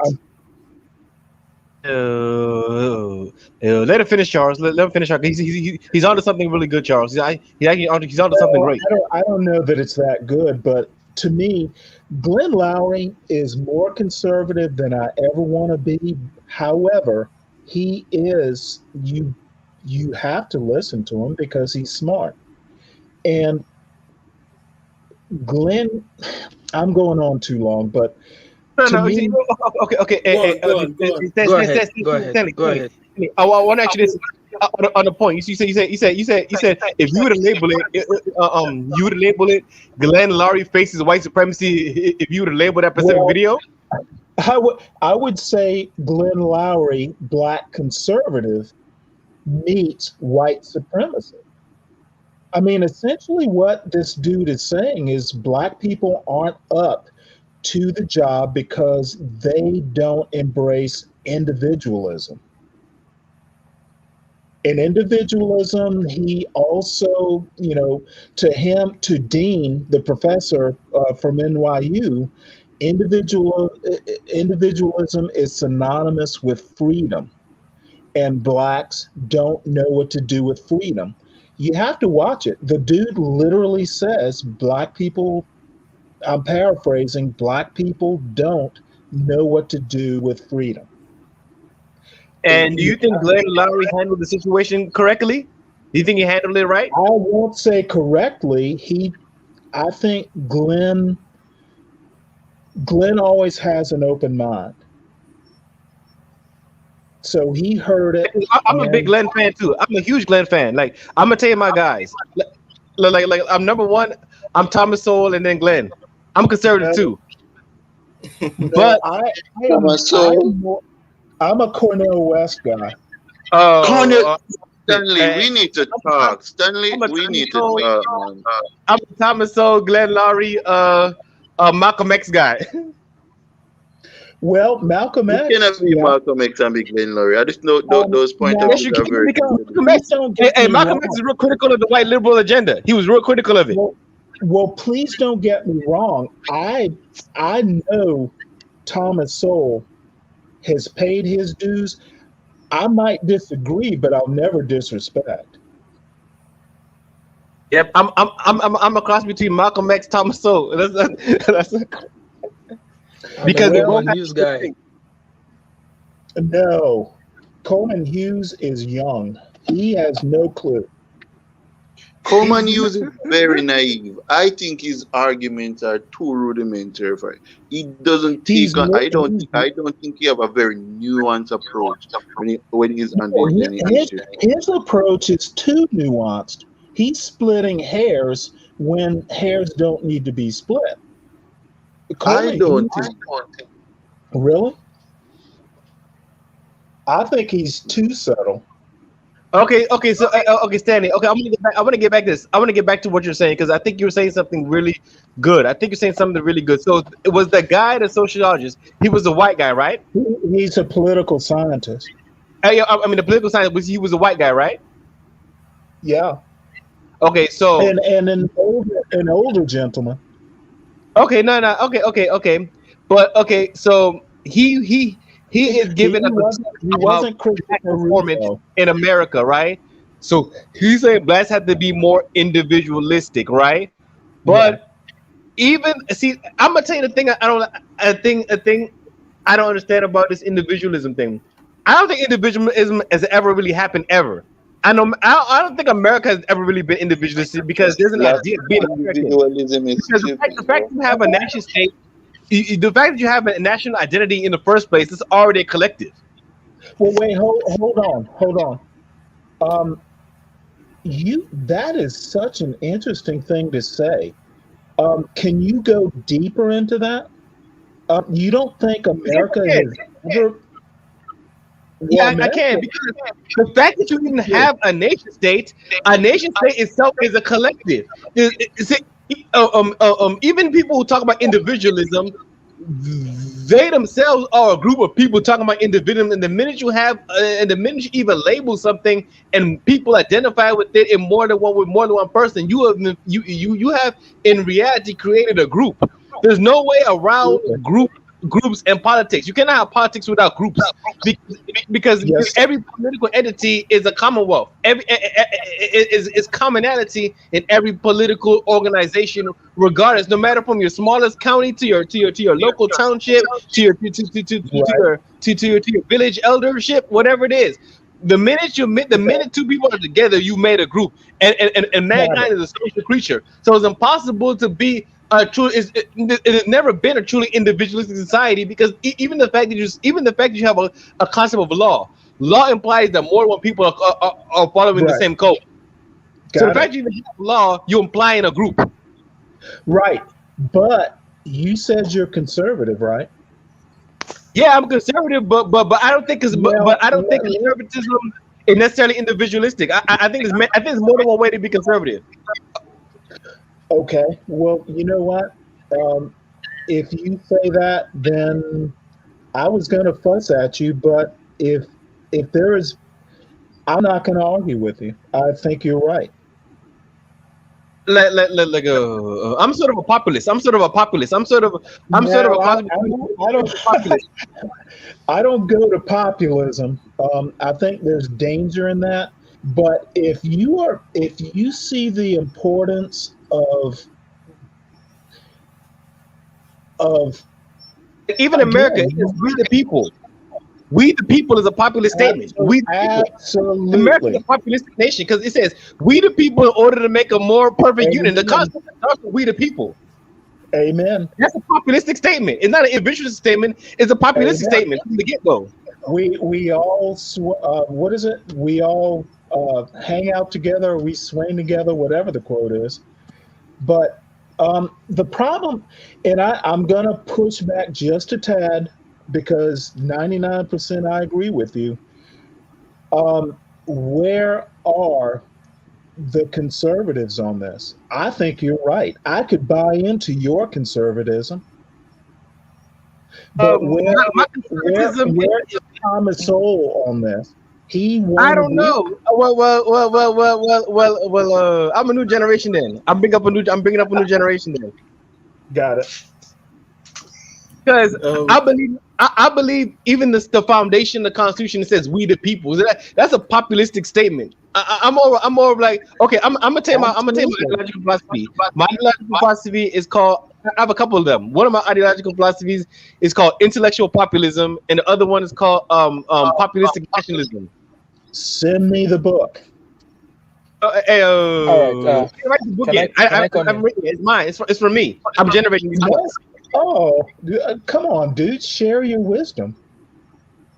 All right. Generating Let me these are come thoughts in. I'm generating. I generate thoughts. I generate thoughts in my mind about how I want political orders to be, because you live in society. So to me, every person in a commonwealth is a political agent, because you have an idea and you communicate. Everybody, the fact that you Okay, communicate, you're a political being, is the fact that you have a voice and you you, communicate. Okay, even if you're deaf and use sign language, you're communicating something. So no matter what, dude. every communication is, to me, is part of is part of politics, because every communication everybody makes, you're sending out your policy position, whether you like it or not, or whatever you're You doing. know what? I'm coming around to black populism. Dude, run for office, please. I'm I'm not on. kidding. Yeah, I'm planning on running. I actually have a. I'm not. Look. I'm not I'm even running kidding. America though. I'm gonna run in Sierra Leone. I'm about to run in Sierra Leone. Damn it. Oh, that's I'm great. running in Sierra Leone. Tell That's me great. where I can Wish send you a all the luck. contribution. You are speaking my language. All right. So let me get into this individualism versus collective. I think that societies are a mix of both. It just depends Absolutely. on which is predominant. So there is no society that is truly individualistic. Neither is there any society that is truly collective. But we need to understand Actually, Charles, I to what. think you, you can have a Go society that ahead. is truly collective. I think it's possible. Which example are you going to give for a society that is truly collective? Well, like we can have a society where nobody ever thinks for themselves. I think that's possible. That's No, achievable. it, it's not possible. The Well, Soviet Union tried it. Communism tried it, and see how it ended. Even Charles, within that those is, systems, even within even within those systems, you still get people who are going to break away from such a collective understand. So I don't think that it's going to be possible. well, all right. are you saying the Soviet Union was collectivist? Yeah, Based on what? Have you ever read the Gulag Archipelago? yeah. I started reading it. I haven't Did finished you it, but I finish started it? reading it. Not yet. Not yet. They were You trying know to what? control everything. Government I'm was trying to not gonna. control everything. I'm not going. But that's not collectivism. The government trying to control is It's not collectivism, collectivism. Stanley. I would say it is. I would say it is, Stanley. But I would, because look, if the government was claiming to represent the collective, I'm not saying they actually did it right, but that was the claim they're making. The party is making a claim that we represent the collective and we want to concentrate power within the state because this state represents the people. That was Understood. the claim. I'm not saying that But in what? reality that was in Right. effect that's what happened. But Got it. but Let me. but I this want to is the ask a decisions question. they were making. Is Got it. is fascism a collective ideology, a Because collectivist ideology? Yes, it is. Because fascism, as a every matter of fact, government the is symbol of a collectivist. fasci is a collective symbol. Like even the symbol they use with the Romans Every fasci with the sticks bundled together, that's collection. Because they say all the absolutely, sticks equal the nation and the people. So fascism absolutely. is most definitely a collective ideology. Matter is that's the most collective ideology. One of the most. That and fascism and communism is almost the same thing. What? Well, no, they're not the same thing, and What? they're It no, no, almost no. is. They're, Fascism and no, communism is they are. it's not the same exact, but I mean, okay, there might be a different idea, No, but but in practice, it's actually the same, in almost the same thing in practice. Look at well, All China. right, no, And look at Kevin, go today. Okay, ahead. I'm gonna give you an example I today. I Even agree. to me Kevin today, Black. China is a fascist state. Communist China, to me right now, is a fascist state. Wait It's there. not a collectivist Like, state, though. jump in here. I'm not. I'm kind of. What's your name? Pelu? That's your name? Pelu, my name is Pelu. Yeah, my name is Pelu. Be, be careful of the statement You you call me made Mr. Pelu. because You I can call me don't Mr. Pelu. think there are You can any. call me Mr. Pardon? I mean, I'm not hearing you what can you call me said. Mr. Pelu. You can call me Mr. Pelu. Oh, so I'm just saying, no, man. I was just taken aback by some of the statement you made because I think they're very ahistorical and they're just factually incorrect. I mean, China. When you say China is a communist country, what do you mean? China is not a communist He said country. China is China. fascist. What you say that? I'm China's not a sure what I fascist mean. country. It's definitely a fascist country. And look, okay, China is a one-party state that legally, constitutionally, only allows the Chinese Communist Party to have any power in the But national the at a one-party state nationalistic doesn't level. mean That's you're a fascist. fascist.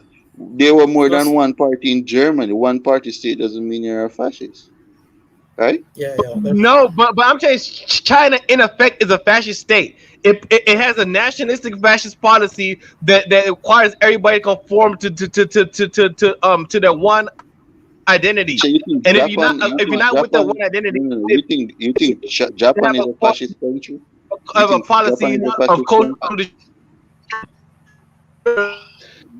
Hey, uh, Mr. Palou, um, my contention is neither.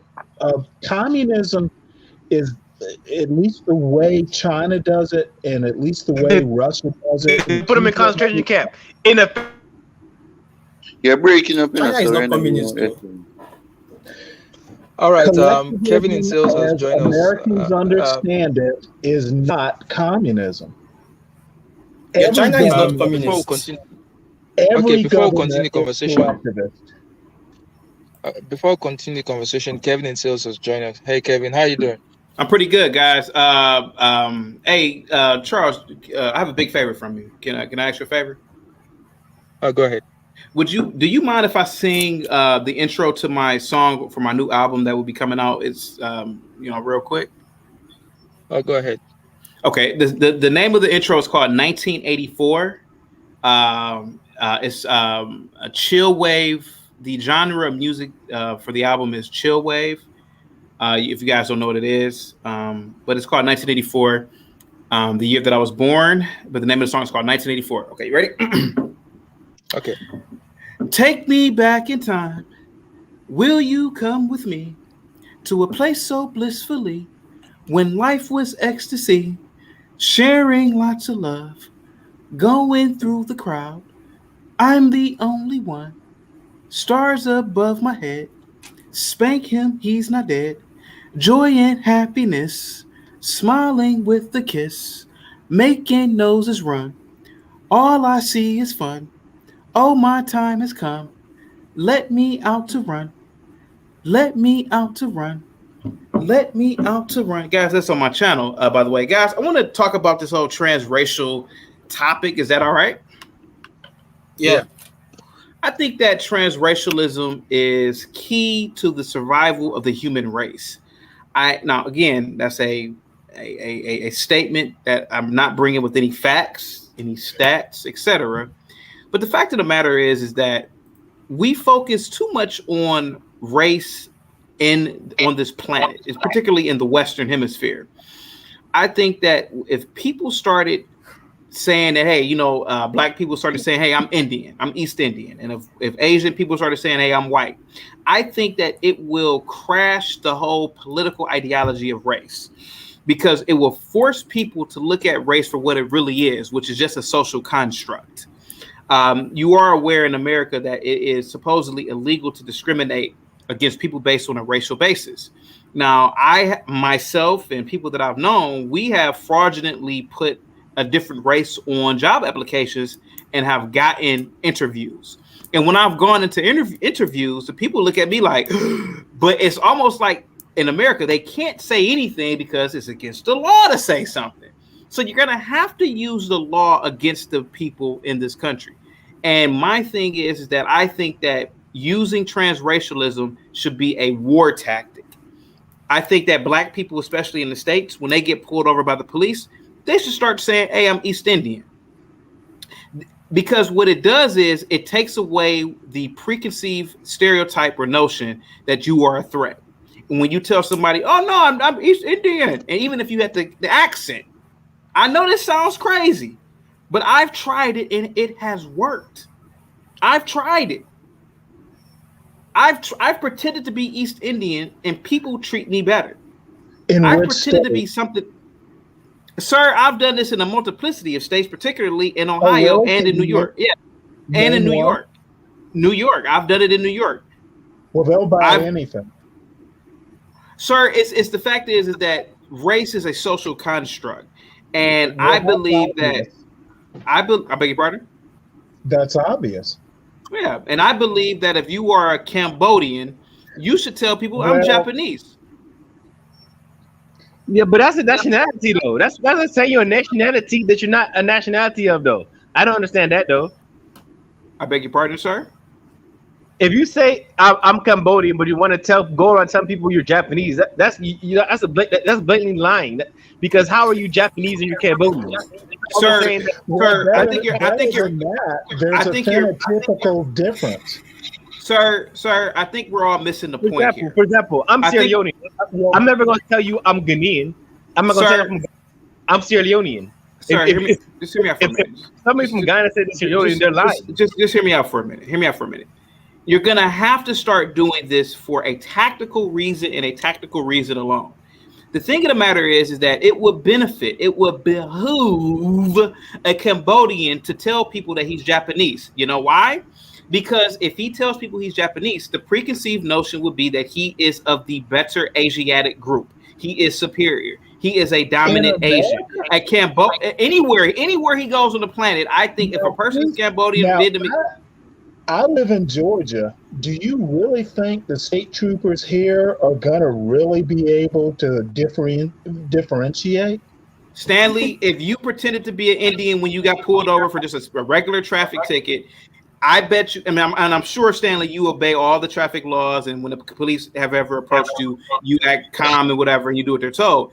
But what I'm saying is to further alleviate anything from happening, maybe, Stanley, you should pretend to have a Well, little my point, East Indian accent. Are you put me over, officer? let's You not, go ahead, go ahead.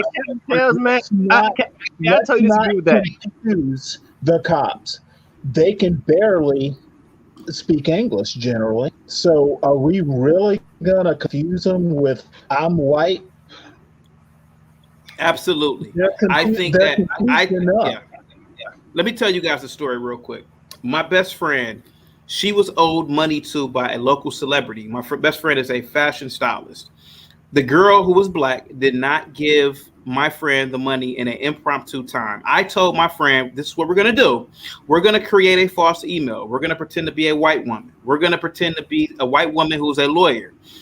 That local celebrity, she cashed out my friend $500 within a matter of 20 minutes upon getting that email. It had taken the girl 2 or 3 weeks, but that email set it along right then and there. You gotta have to pretend like you're a certain race in certain circumstances. Was it Ivanka Trump that was owing $500? Sir, it doesn't matter who was owed the money or not. The fact of the matter is that race plays a part in people's behavior. So what I'm saying is this: maybe, just maybe, I'm gonna use the Cambodian example. Cambodians are the shit Asian group. Maybe the Cambodians, people who have Cambodian descent, should say, you know what, I'm Japanese. No, they shouldn't. They should not do that. That's lying. That's So what lying. if it's lying? Are you so what, sir? Do you realize that America and other advanced countries, sir? Let me tell you something. The ends do justify the means. No, it don't. Yes, it does, because America, because sir, you in the process. What's the point? Mr. Pelu, let me tell you something, sir. I was born in America. America is the greatest country on this planet. America came over here. They saw the Indians living in a primitive state. I'm sorry, the British came over here. They saw the Indians living primitively. They whooped their asses and they developed this country into the superpower that it is now. Yes, was it wrong? Yes. But the ends do justify the mean, because all of you. That's lying. Okay. I don't care if it's lying. It's the truth. In America, but I grew up in America. I grew up in DC. I'm from DC. And DC would not be here if these primitive ass savages would have still been on this continent by themselves. Go ahead. Okay. No. Sir, the Indians were primitive, and you know it. Stop. Okay. No. Kevin. Yes. Go ahead. Neither here nor there. I'm trying to say that. I'm trying to say integrity matters. Integrity matters.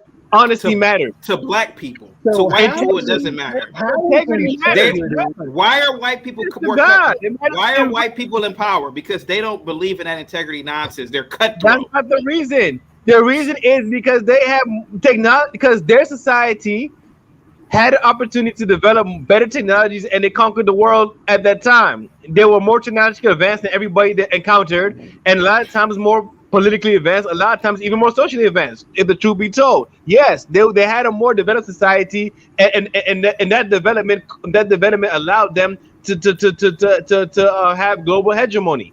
That's all it was. It was Mr. advanced. Pelu, They were more advanced and were able to get global hegemony. That was Okay, all it guys, was. I think Miss- we're derailing the conversation.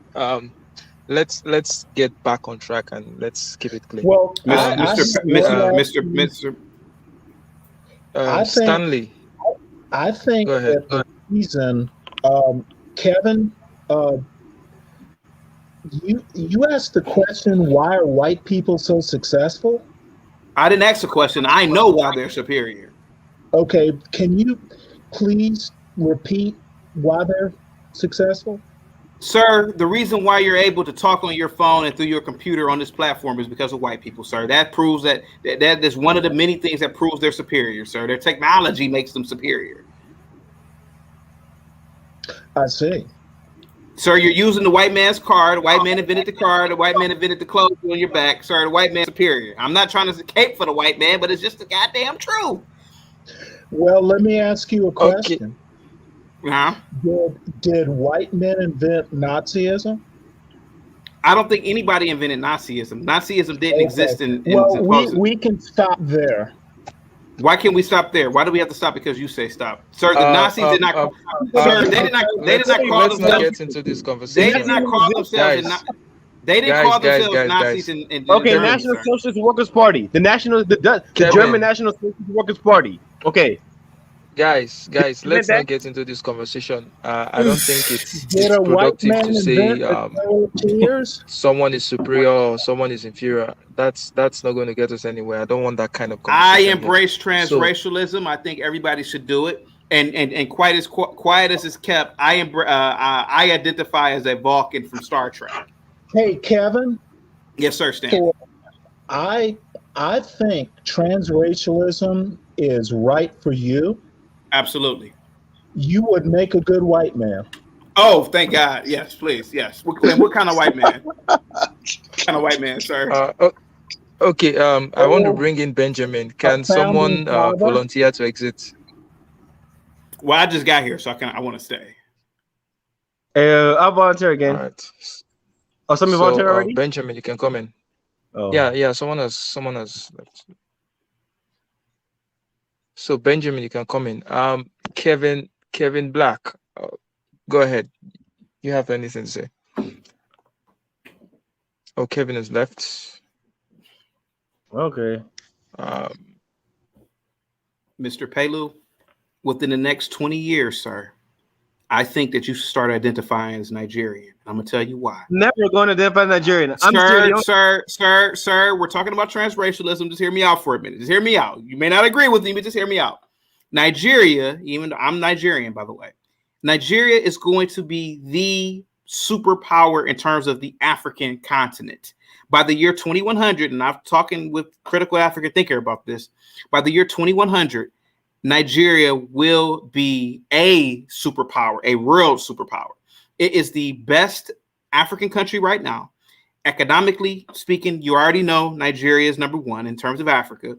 The best engineers, the best doctors, the best people of finance come out of Nigeria, the most educated do.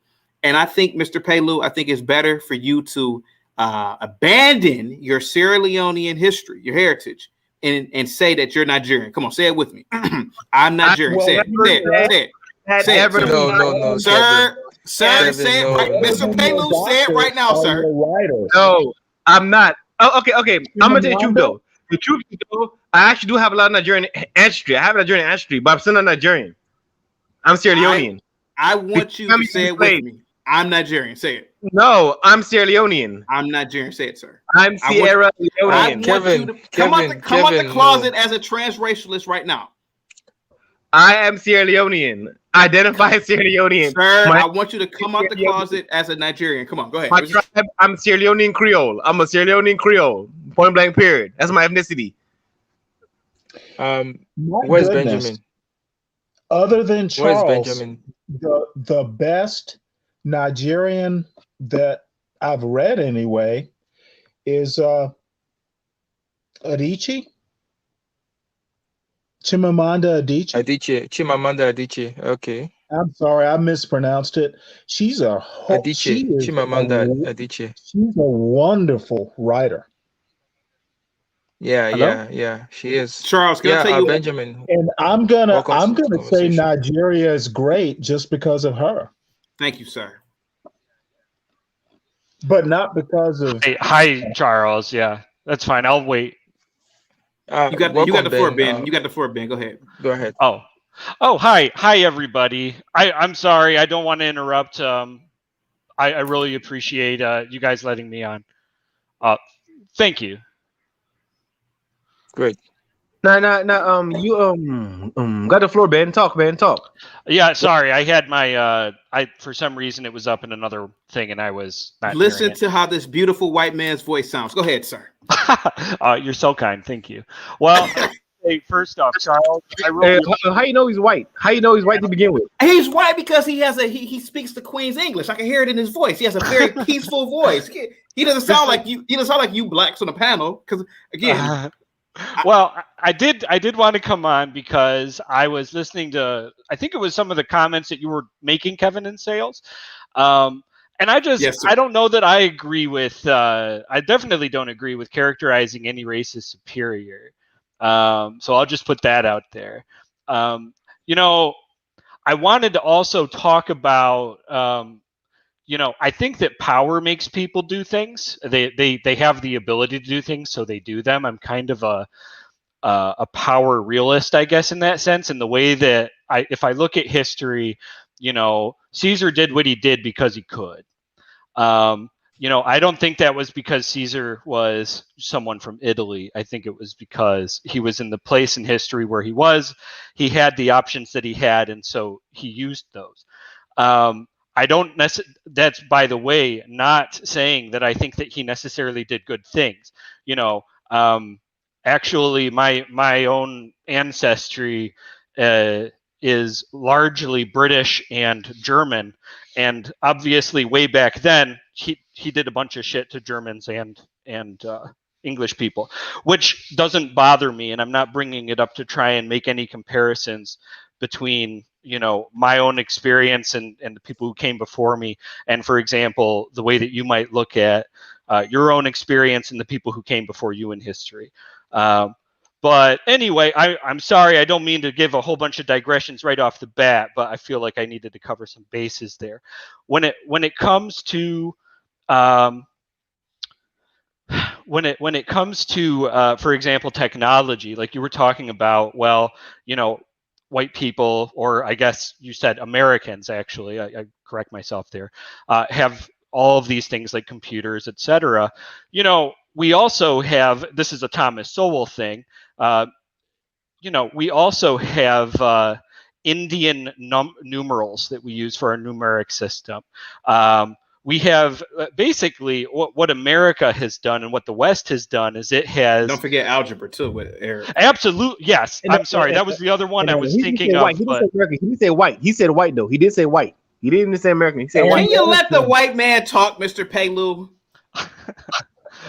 In any Kevin, case, my only point Kevin. that I'm sorry. Go ahead, Charles. No, go ahead. I'm just saying Kevin in sales. And medicine.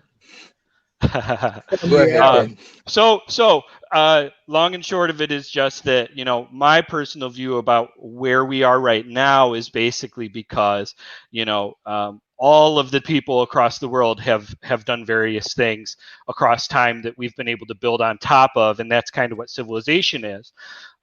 Conservative people largely are in favor of having institutions like this that have been built up over time.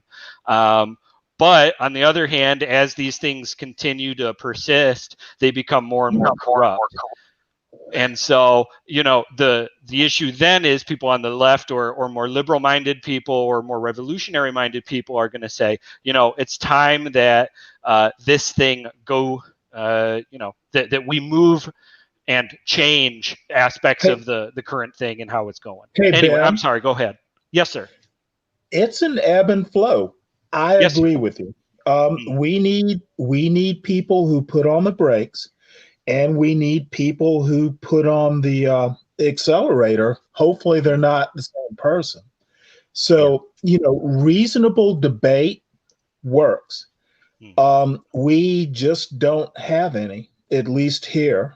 And Can you say, I'm sorry, when you say here, can you in clarify in that? uh, in the U.S., Ah, yeah, I'll tell you what, that is a it's problem, like isn't it? it's an existential problem. Yeah, I agree. Speak on that. I want to talk about that real quick. Speaking on that, okay. There's a guy who comes on to Glenn's show, and he has an organization called Braver Angels. Have you heard of Braver Angels? Yes, John You Woods, know or what? That's worth Yeah. watching too. yeah, The Braver Angels. That is worth watching. yep. Anything with Glenn and Braver Angels, it is all worth watching. So anyway, All right, Kevin Black. Yeah. Yeah, go ahead. You want to say something? What are we talking about, Glenn? No, we did. Um, We talking about political discourse and how does the political discourse affect the conversation we're having now? Uh, I do think at times, I think Stanley says something about that. We need a person to put down the accelerator on, some person there to jump the brakes. Generally, I think I would consider myself to be somewhat on the left. I would consider myself to be somewhat of a liberal, not too far left on economical stuff. I tend to be in the center on economical stuff, and but on Kevin, cultural stuff, uh huh.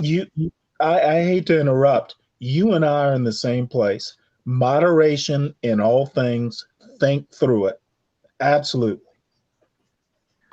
I'm on the Hmm. right. To be fair, I'm on the right. No problem with that. But there's something I won't lie. There's something that, and this is why I think I start to like Glenn, because while I do think Glenn is wrong on many issues, he comes off as somebody that wants to listen. I do think many of his solutions would be extremely bad, especially his economical solutions. I do think they would be extremely bad, but I think Hey, you can Kevin, sit them when and have a when you're conversation with Glenn. when Hmm. you're done, I'd like to come back to this. I don't agree, but please proceed. No, man, I made that. That's the point I was trying to make. That there's no, for example, on the right, I do think when I observe stuff, I think sometimes they want to pull back stuff too much in the past. I think sometimes when I read certain stuff and I listen to them, some of their discourse is centered around that culturally we have progressed Yes, too much and it's the yeah, solution to go back. Like, yeah, so that's what I don't really like. I think sometimes, because I was listening to somebody the other day in which, like some country, especially the Nordic country or in Canada, has developed so much when it comes figure out so much stuff when it comes on to healthcare, when it comes on to infrastructure, or when it comes on to schooling. Like those countries has figured it out a lot. But I think there's a sect in America that tend to be socially regressive and it mainly in the right wing of the country. I think I might disagree a bit with that, but I can understand why you say that, though. Where exactly do you disagree with? What exactly? Well, I think that actually one of the problems that conservatism has is that, first of all, it's unsexy. The idea of trying to keep things more or less the same unless you are one of those elite people who really truly benefit off of that. There's basically there's just major problems with keeping it fresh. It gets stale very easily, and the other thing is, I feel like conservatives generally, unless and when I say conservatives, I guess I would call myself generally conservative. So I'm really speaking for people who would think like I do. But for example, I'm sorry. I have a rebuttal. Go ahead. but- Go ahead. Go ahead. Go ahead, Stanley. Well, I'm unsexy for conservatives. I tend to be a little bit left of center. I find that term not quite true. There's a certain sexiness in stability. Yes, that's true. There is, I don't know, I'm just maybe a fuddy-duddy too, but the point is conservatives, as long as they don't go off the deep end, are fine. There's a certain caution, there's a certain stability. That's why young people tend to be, trying new things. And that's why parents tend to pull them back. And it's a weird thing that I just said. I'm not thinking conservatives like a Josh Hawley are actually parents. They're idiots. But conservative is not necessarily political. It's a No, you're term. right. It's values driven, in my opinion. Exactly. And Yeah. my son, he does things I wouldn't do, but I'll break a knee or a bone or something. He might survive. So I think conservatives I wouldn't describe them as unsexy. Can I? But see, let me jump in real quick. Yeah, see, I think the term conservative, we use it to. I mean, I use the term because it's a conventional term for people right of center in America. We use the term conservative as is a conventional term, but I think you're right.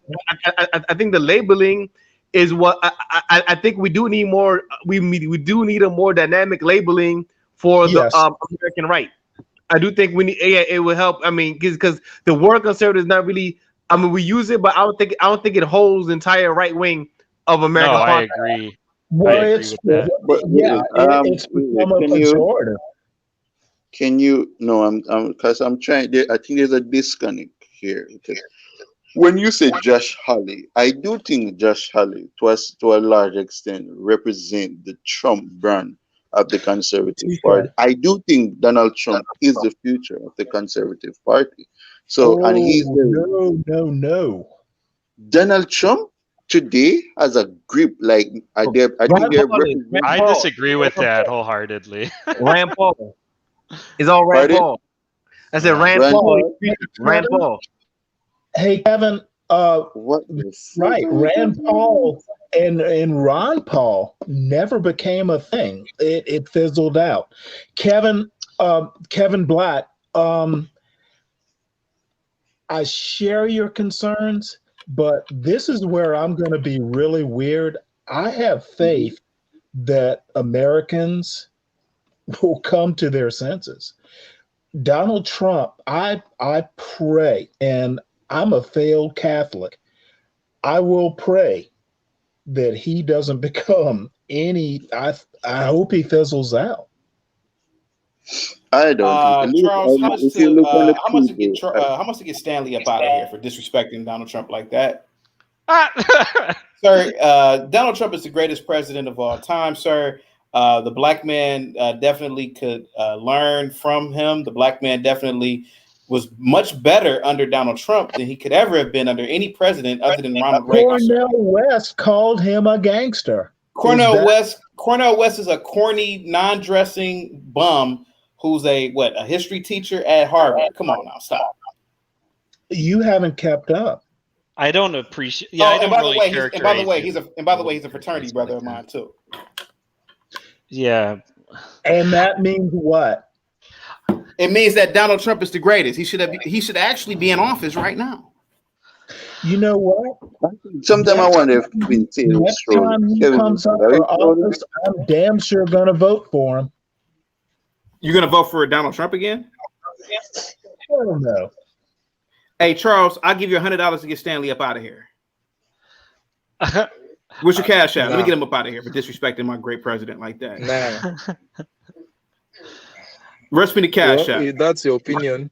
That's your opinion. You like Trump, good for you. Some other persons don't like him. Yeah, good for them. I don't think that all conservatives like him either. I can tell you, I did not like him. In fact, I didn't vote at all in 2016 because both of the people were. Now everybody that's not from America, I want you guys to realize Ben Mars is using what we call in America white technology. Not only did Ben Mars vote for Donald Trump, he helped Donald Trump campaigning for him too. Okay, well, I don't appreciate you saying directly saying something that I said wasn't true.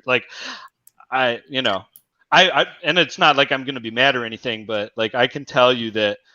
Personally, his character was the thing that drove me off.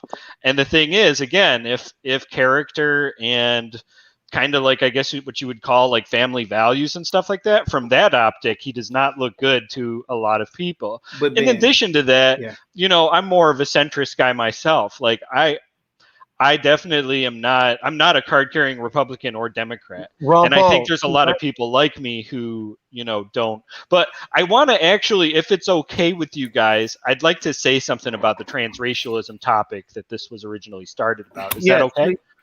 Yes. Say something. Okay. I just want to point out that I think transracialism is a little weird.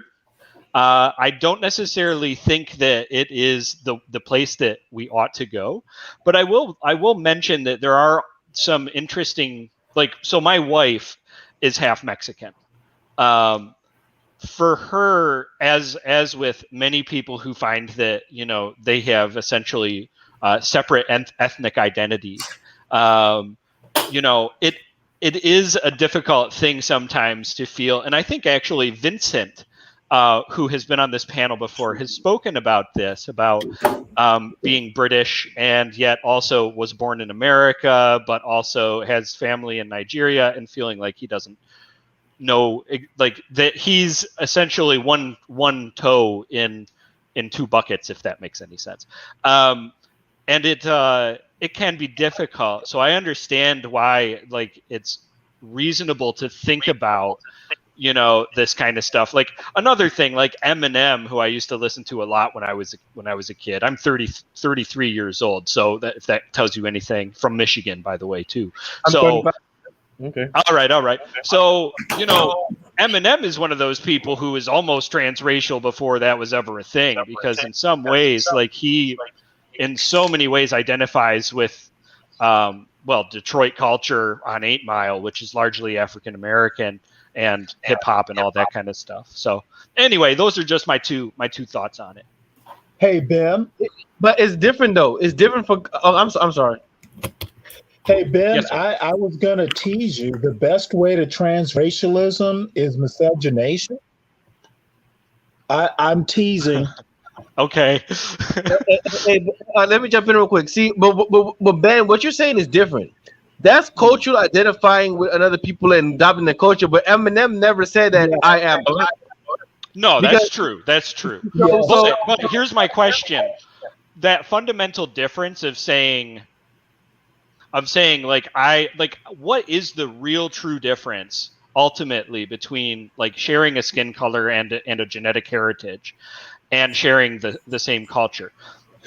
I don't know that it is such a great difference to where they're so fundamentally different. You're right? No, I agree with that, right? culture might override all. you're black, then how come you just? Why can't you just do you without saying that you're a race that you're not? Yes. Well, I tend to agree with that, but I did already, I think, say that I'm not generally a fan of the idea of transracialism. No, I'm not Are saying you a fan of transsexualism, Ben? it's not right. It's not Oh, right. come on. It's a lie. No, No, I'm against transsexualism too. but Ben, are you a fan of transsexualism? I'm against transsexualism. I am. I'll tell you that much. But I I don't- want to hear. So this is one of those times where Mr. my Sales. I'm sorry, Stanley, go ahead. Mr. Sales, I think you should accept people the way they are. So I'm not a fan of I'm not a fan of transsexualism. You But I don't feel- have to be a fan. I'm asking Ben though. I'm asking Ben. Ben, are you a fan of transsexual? Politely. I know, but I'm asking Ben. Ben, are you a fan Stan, of transsexual? actually, no. So to answer you, Kevin, Stanley sir. actually just put it like better than I could. Like, I don't think I'm I have a sorry. whole lot to add to that. If you have a follow up question, I'll be glad to. Yeah, okay. answer So it. I don't have a follow up question, but the thing is that, and I've done videos on transracialism, and I actually am glad that. Really? Can you put the link in the chat? Shauna, if you are still in the chat, can you put the link in there? Because I can't do three things at once. But here goes the thing. I find If it you're funny that transracial, people. you can.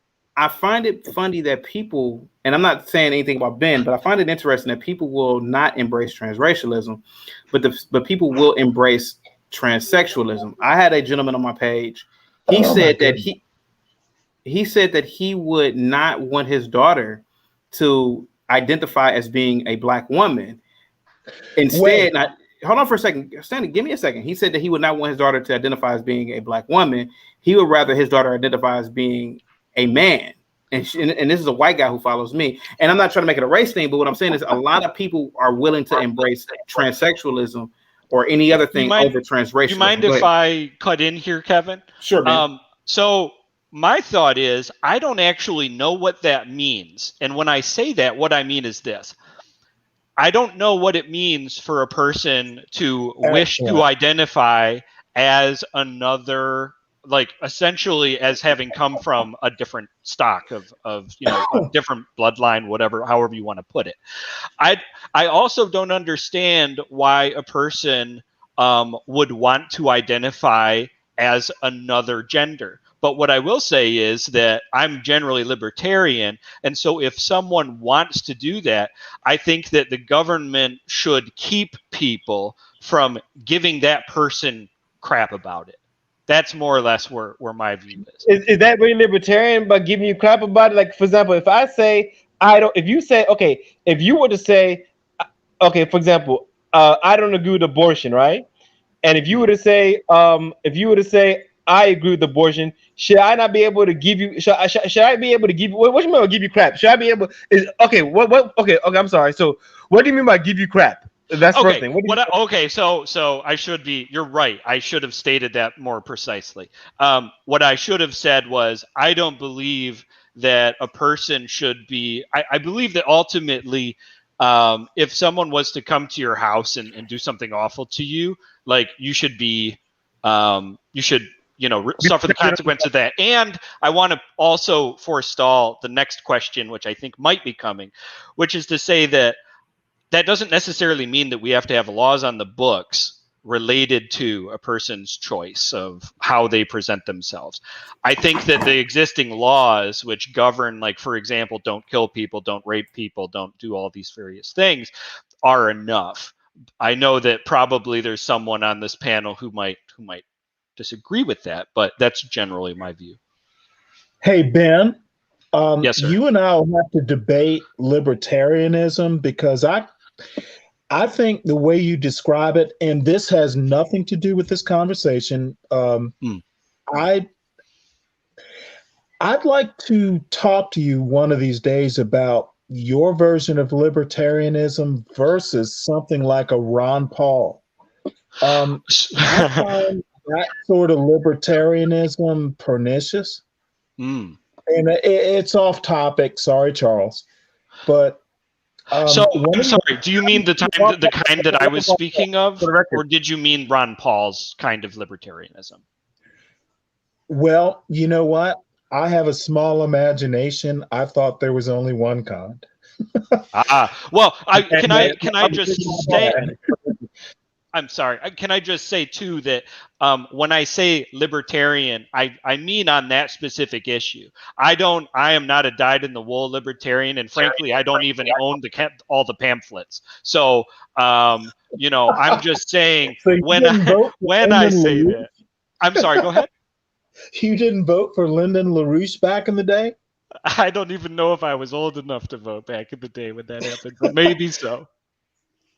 Well, we'll have to talk about it. Maybe Charles could do a thing about libertarianism. Very Stanley, I would love to talk with you about this. You seem like a really nice guy. For the record, Lyndon LaRouche was not a libertarian. Lyndon LaRouche was never a libertarian. okay. Stanley, check the private chat for the link. Okay. Yeah, that's the link to the transracial episode that I did on my page, by the way. Anybody else can check it as well in the private chat. I can't put it into the main chat. I don't know why. Well, I'm sorry to interrupt. Please continue, Mr. Sales. I don't agree with you, quite frankly. Absolutely. You mean my views on transracialism, right? I don't know. My gut feeling, and maybe I just think, and maybe I'll just go to libertarianism. Stanley, can I ask you a question? Sir. Okay, so you are a very educated man. I can obviously tell by the way. I doubt it. Okay. That's what educated people do too, is they deny being educated as well. Here goes the thing, Oh my Stanley. goodness. In Nazi Germany, now of course it wasn't called Nazi Germany at the time, but in Germany, do you believe that a lot of Jews practice transracialism in terms of, let's say, for example, in Warsaw, when they were Warsaw rounding, in Germany. I mean, not Germany, but it's in Poland. But when they were rounding Jews up, and I meant Germany as in the actual state itself, in terms of the actual. You meant Nazism. Nazism, right? Okay, so do you believe that is it possible that a lot of Jews faked being German? I mean, they were German citizens, but do you think a lot of them faked being actually? See where you're going with this. Okay, so in terms of like, if there was a term of if somebody were looking for Jews to exterminate, or if somebody were looking for Jews to kill, do you think a lot of them faked it and said, "Oh, I'm not a Jew. Do you think they did that or no? Absolutely. That of course, is, man. You know what? I'm sorry. I'm sorry, Mr. Pillow. That is such a complicated question. Mm-hmm. The point is, could they get away with it? Were they blonde-haired, blue-eyed? Or were they more, to use a German word, swarthy? Well, let's be honest, not every German is. My point is, everyone is going to do what they can to survive. Yeah. If you're going to use a Nazi thing to justify transracialism, you lost me. Do you mind if I step in here real quick? Because I can see what you're saying, but I'd like to offer that there's a definitive difference between these two things.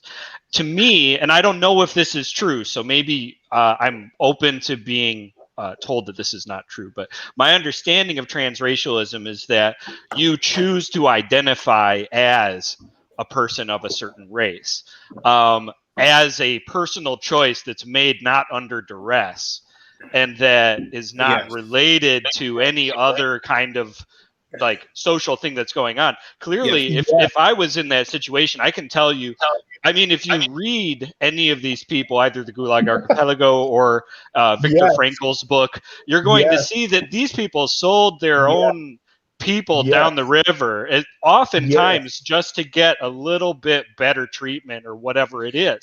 And so, I disagree with calling this transracialism, because ultimately it's not something that you. Yes, exactly. Sorry. Go ahead, Stan. Yeah. So in my live stream, I'm sorry. Go ahead, Stan. I'm sorry.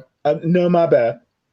Oh no. Well, in my live stream, I actually talk about what actually Ben had just said about the basically volunteering in peacetime. I've actually talked about that, and I gave an extreme example with the whole Nazi Germany element. But yes, I particularly agree that you should practice transracialism because the West has allowed people to practice and do certain things, like in terms of a man identifying as a woman. So my thing is Well, that why not? you're proposing fighting with fire. Yes. That's no. Why not? Fight fire with water. Okay, I'm listening. I don't know that I don't need want to see the world burn. Fight My thing, fire. yeah. Effective tools. Here goes my thing, Stanley. I have always obeyed the law. I have never had any interactions with the police. Well, in terms of bad interactions, I've gotten pulled over by white cops, and they've treated me better than most black cops that have ever pulled me over. The thing of the matter is that there are preconceived notions towards African Americans. There are, and we do it. I identify, even though my parents are Nigerian, I identify as African American, and I understand these preconceived notions. What I'm saying is that why not identify as an East Indian when you're pulled over? You know, just to further let these people know that you don't have anything to worry about. Right? Even to the point where you even adapt an accent. Oh, I don't know what's going on here. Yeah. This is the second time you've proposed this. Yes. And this time I'm going to agree with you. Yes. However, I'm going to go back to what I said. Why confuse? Why confuse a potentially lethal situation? How about just get your driver's license and registration like the cop asked you to? Why play games? Okay. All right. I got you. Well, there's sorry, really no point. Transracialism is not the best time to get, saucy with when you're pulled over in the dark in Garden City, Georgia. And I'll just also. Oh, I'm sorry. No problem. I'm just saying, do you really want to play games with someone who's just pulling you over for speeding? And I would like to just add, Stanley, that in my, going back to that definition that that I mentioned, that definitive difference, I mean, unless you actually really do, consider yourself transracial, then isn't it just I don't know. It seems to be kind of disingenuous, and I'm not meaning to, insult your character when I say that, but that's what it seems like to me. I'm not sure of your question. You know what? I've worn a kilt, and I'm a black dude from Savannah, Georgia. You know what? It was fun, and I had some green beer. However, the one thing that I don't agree with the left on is you can't, what is the term? You really can't culturally appropriate. Culture's fun. That's all I have to say. I am more or less using transracialism in terms of, and I'm be completely honest with you, in terms of almost like protesting. It's not that I want to identify as East Indian, or it's not that I want friends of mine who are clearly Asian to identify as white. It's just the idea that they are promoting a lot of things right now in the West. And I'm saying that point of your protest, you haven't defined it. Well, the point of the protest is this. There are laws in America. You know that as well, Stanley. I'm assuming you're from America. And Ben already said he's from Michigan, which is Midwest. I'm from the Midwest as well. Ben, I'm from I'm in Cleveland right now. The thing of the matter is that there are laws in this country. There are Philly, right? Okay, so there are laws in this country, and in terms of, let's say, for example, employment laws, there are laws that say you can't discriminate. Go down a CRT route. Well, let me just finish I know you know what I'm talking about, but let me just say it for I'm people who are sorry. watching. My So bad. there are laws in this country that explicitly state you are not to discriminate based on race, right? Got it. I have all Are types you of. a lawyer? Am I what? A lawyer. Stanley, let him finish. I Let am him not. finish. I'm not a lawyer, no. But I've dated plenty of hot lawyers back in the day. Now here goes the thing. There are laws in this country, Ben, you know, and Stanley, you know, because we are American. There are laws that explicitly state you cannot discriminate against race. Now here goes the thing that the reason why I embrace transracialism. There have been times when I have applied for certain positions. I've applied for jobs at Ernst Young. I've applied for different Fortune 500s, and I have literally not gotten a response. Mhm. What I said I'm going to do, and this was about 3 or 4 years ago when I was still in the workforce, I said, Mhm. you know what? I'm going to change my name up. I'm going to change my name. I'm going to change the email on the name, but I'm going to keep the same baccalaureate degree, the same master's degrees that I have, etc. Ben and Hey, Stanley, I have to. Please, just I'm sorry, I'm disturbing you, no, Charles. you're Please good. excuse me. What are your? Are you obviously educated? But um, I'm a chemistry major. Okay. Um, but I did IT. What what were you educated in? My educational background is okay. Damn, I have a lot of okay. So And I'm not going to I, fuss. I I'm impressed with your argument. Now I understand okay. it. So I have a lot of bachelor's degrees. I have a bachelor's degree in criminal justice. I have another Mhm. bachelor's in African studies.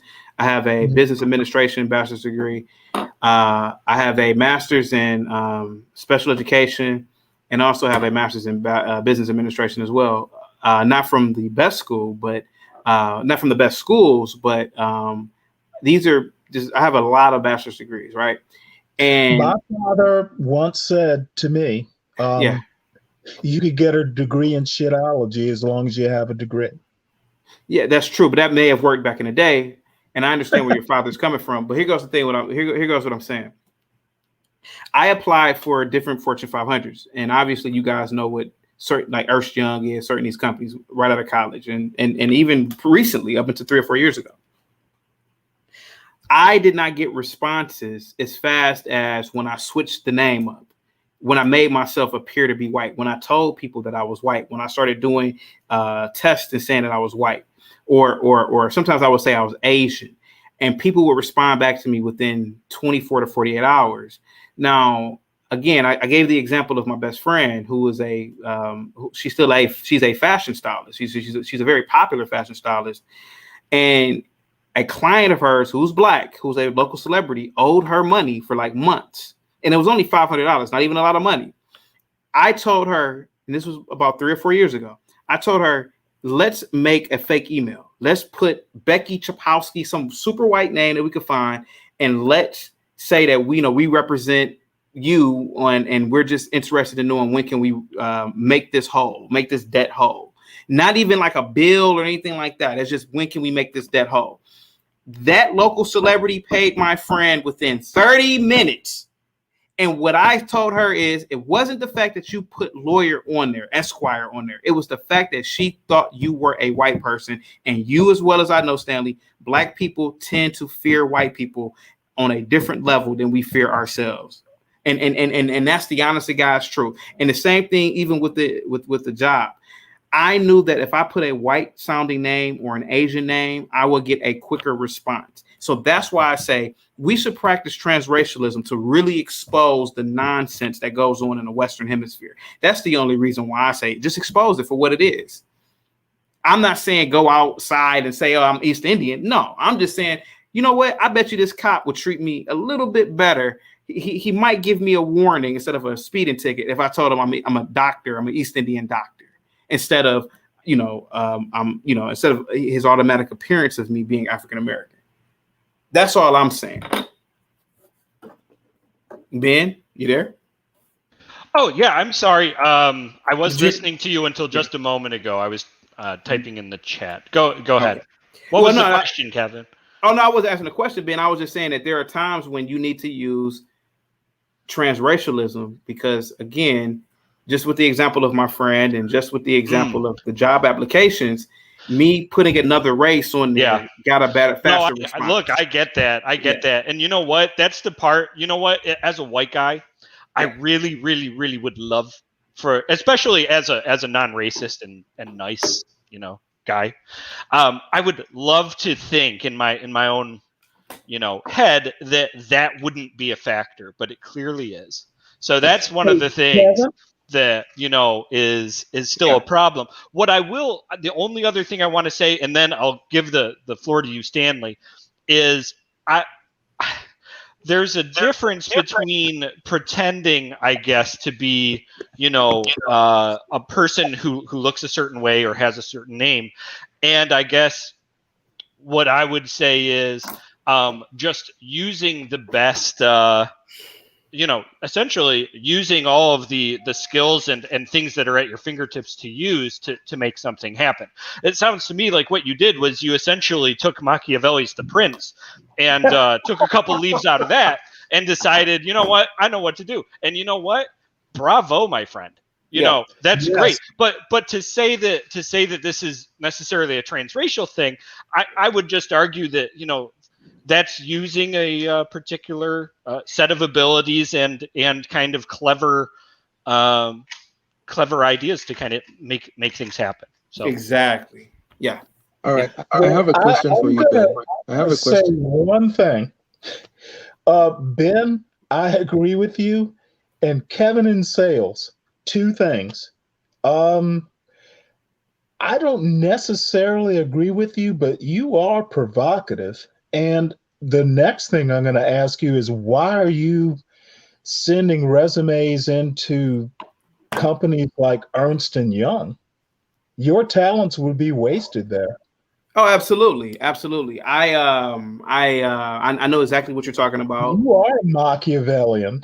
Yeah, and that's what I did. I did it to several companies. I did it to KPMG, Ernst Young. I did it to a lot of. But why those are management consulting companies? Why would you waste your time there? Because the problem that I have is that. And Ben, I don't know if you follow my channel. I get very explicit on race as well, and it's nothing personal towards whites, because I for damn sure go in on blacks as well. The problem that I have with a lot of these companies is that they will let a white person in there with little to no credentials, and a black person who has all types of degrees will either get the job and will be managed by someone younger than them or somebody who's inexperienced, or they won't even get the job at all. So I just said, and I was talking to my friend, I said, you know what, I'm going to start applying for these Fortune 500s, and I'm going to see what they're going to do with me. And sure enough, no, they didn't do anything, because when you are African American, unless you've gone to like an Ivy or at least a top 50 school, they're not going to hire you for a lot of these companies right off the bat. And listen, I did project management I don't know if you guys are familiar with project management, but I did project management. I'm PMP certified as well. And they don't hire, these companies don't hire, right? I beg your pardon? Project management, right? Project management professional, yeah. Yeah. And the thing is that these companies don't want to hire black people for project management, because first of all, they didn't want to hire you to be a regular employee. So why would they want to hire you to be a project over any laissez-faire project, any project, whatever? Hey, Kevin. Yeah. You're in Cleveland, right? I'm in Cleveland right now. Yeah. Okay. Well, I'm an older black person. I'm going to have to push back a little bit. Okay. And Charles is going to be proud of me.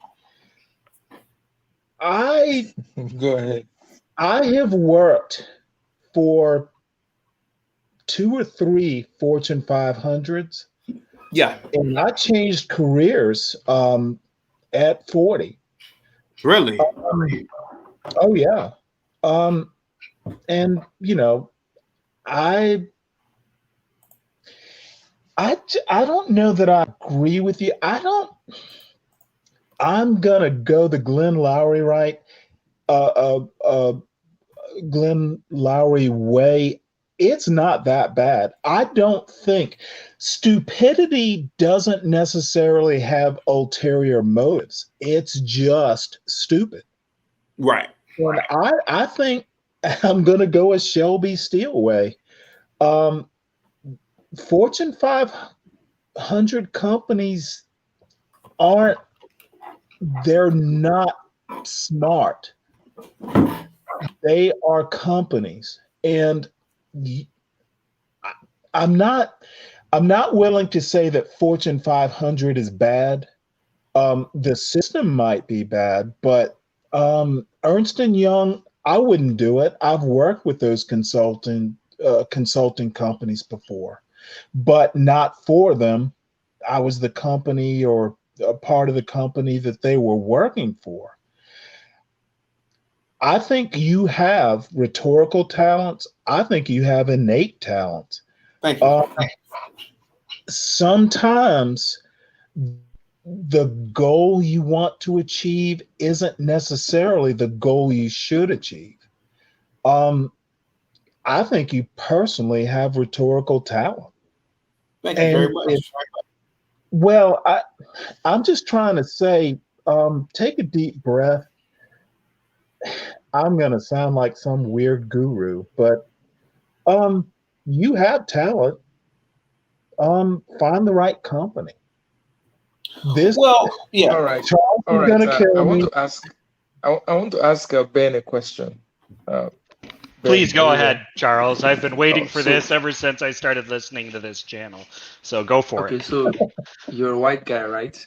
I indeed am. Yep. Okay. Do white people, in your estimation, have issues with black people? Depends on which white people you're talking about. I'd say that if you're talking about Americans and if you're talking about people from Michigan, Yeah. who would be my area of kind of expertise, I guess, I will say that, yeah, there are definitely some white Michiganders who do not like black people. I've lived in cities like, for example, Flint, Grand Blanc. Currently, well, I shouldn't say where I currently live, but I've lived in quite a few cities. But I also grew up rurally, quite a ways out from the city, and in small town Michigan, um, it's fairly common to hear casually racial slurs. Although, to be honest with you, I don't think that most of the time they're even directed at black people. They're just something that they do because people who live out there are that way, and it's noisome and awful. But at the same time, that is what it is. In terms of a specific animus, I know that there are people who have that. They tend not to broadcast that because the majority of white people that I know would, irrespective of some of their things that they would say, which would be considered insensitive, they have their own meter for racist and awful kind of things that people would say. And I would push back on the idea that these people wouldn't. At some point, that meter gets tripped, and then it's like, "Hey, dude, be cool. Like, what are you doing? Why are you being like that?" Hey, So Ben. that's generally. I'm sorry. Go ahead, Stanley. Yeah. No, you made me laugh. I hate to tell you people, but my wife died about 8 years ago. But Condolences. well, we've gotten over it, my son and I. But it was so funny. I married into, like, I'm not kidding you when I say this. My grandmother-in-law on my wife's side lived across the street from Robert E. Lee's like great great grandson up in Virginia. And when my wife and I got together, we met by accident and we just clicked. And going back to, white people just kind of, doing discourse. When my wife's grandmother learned that she was dating a black man, you know what she said? Hmm. Can't she find a white man? Yeah. Now, 5 years later, this woman was like, "Hey, Stanley, can you come visit?" Yeah. And I don't, what it means is sometimes people are just not exposed to diversity. And Yep. I'll go back. I'm not much of an anti racist. I think there's some problems there. I think it's hyperbolic. I agree. However, diversity it's better to travel. Yeah. So I went from an all black neighborhood in Savannah, Georgia, went to school with a bunch of white kids, and then, you know, after all that, joined the Navy. So Yeah. Yep. And you know what's I, funny about these people that I've been talking about, these, kind of redneck Michigan they're people, the is that they nicest don't people. travel. They don't travel. They've never. No, I'm serious. Like half of these No, people, I agree. I are agree. married to people who their families have married before. Yeah. And that's again not a slur against them, not a diss against them. So I'm sorry. Go ahead, Been, Stanley. I've been there. Dude, I I have been in whiteness, and they're the nicest people, Hmm. Yep. and vice versa, and all mixed up. I am not a person who really gets into absolutism. The first time, or the when you buy into this is how it's going to be, Mhm. um, you've lost I agree. There's flexibility. no room to go from there. You've locked the door of your cell and thrown the key outside of the bars, right? Like it's Yes, you're trapped in there. And it's not good. and the worst All right. part is when you trap yourself in there, Yeah. which Yeah. is which is where American white supremacy, they are trapping themselves. They can't. Absolutely. That I would say preach, but I totally agree, right? Like yeah. I'm not a preacher, but the worst. Well, hell, Sartre said it. Hell is other people, but really the hell is yourself when you don't let your mind go, expand. There's a Voltaire quote that I love, which is, "It is Oh, difficult wow. to free fools from the chains they revere." Absolutely. Yeah. Did you have a follow-up question, Charles? Okay.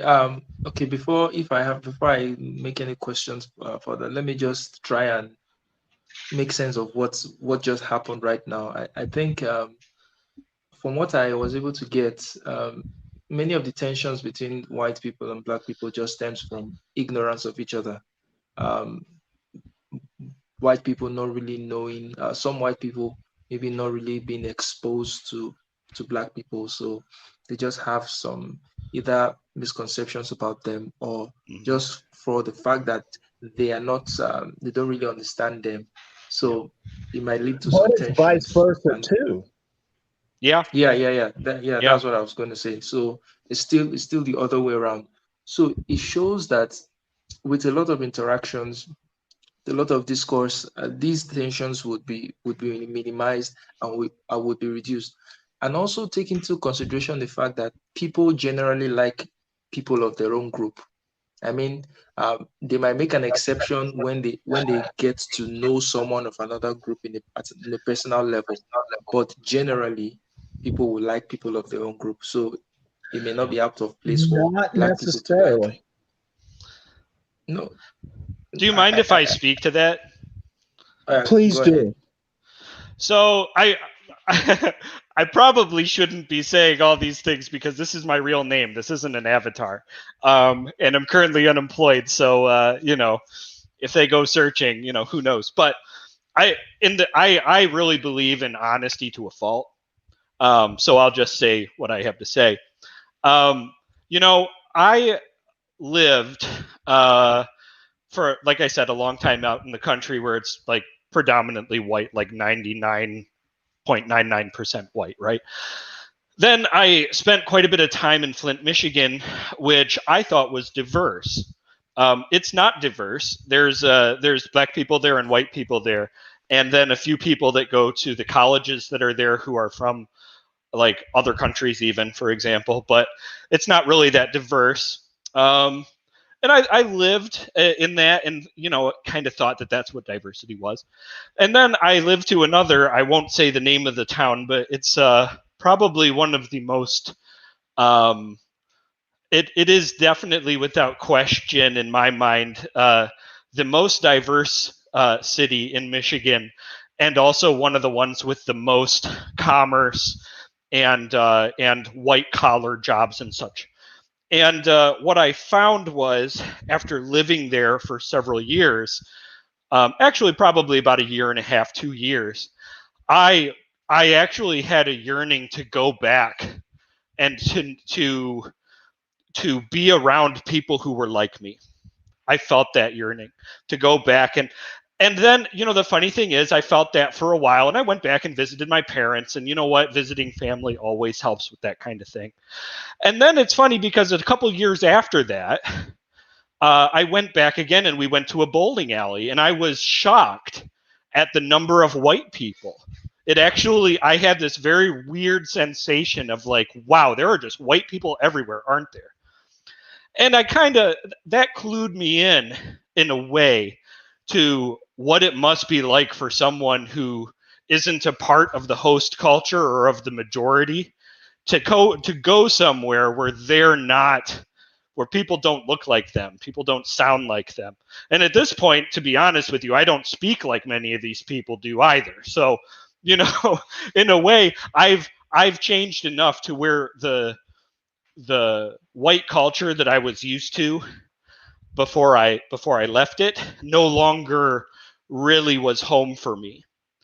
And so anyway, I don't know. I hope that was useful. I don't even, that was kind of some of my thoughts. Hey, Ben. Yes, sir. That is such a funny story. I moved up to Winchester, Virginia, at the foot of the Appalachians, and I remember walking into a Walmart, and there were no black people there. Yeah. Oh my God, this is interesting. But you get used to it, and I'm going to sound like some weird Christian, but people will accept you if you are a good person and you treat people the way you expect to be treated. Yep. I agree. Doesn't matter the situation. Now, I will just say that there are malicious people out there. One of the things that I can already hear someone typing in the comments, this isn't to say that there aren't really just bad people out there. There are.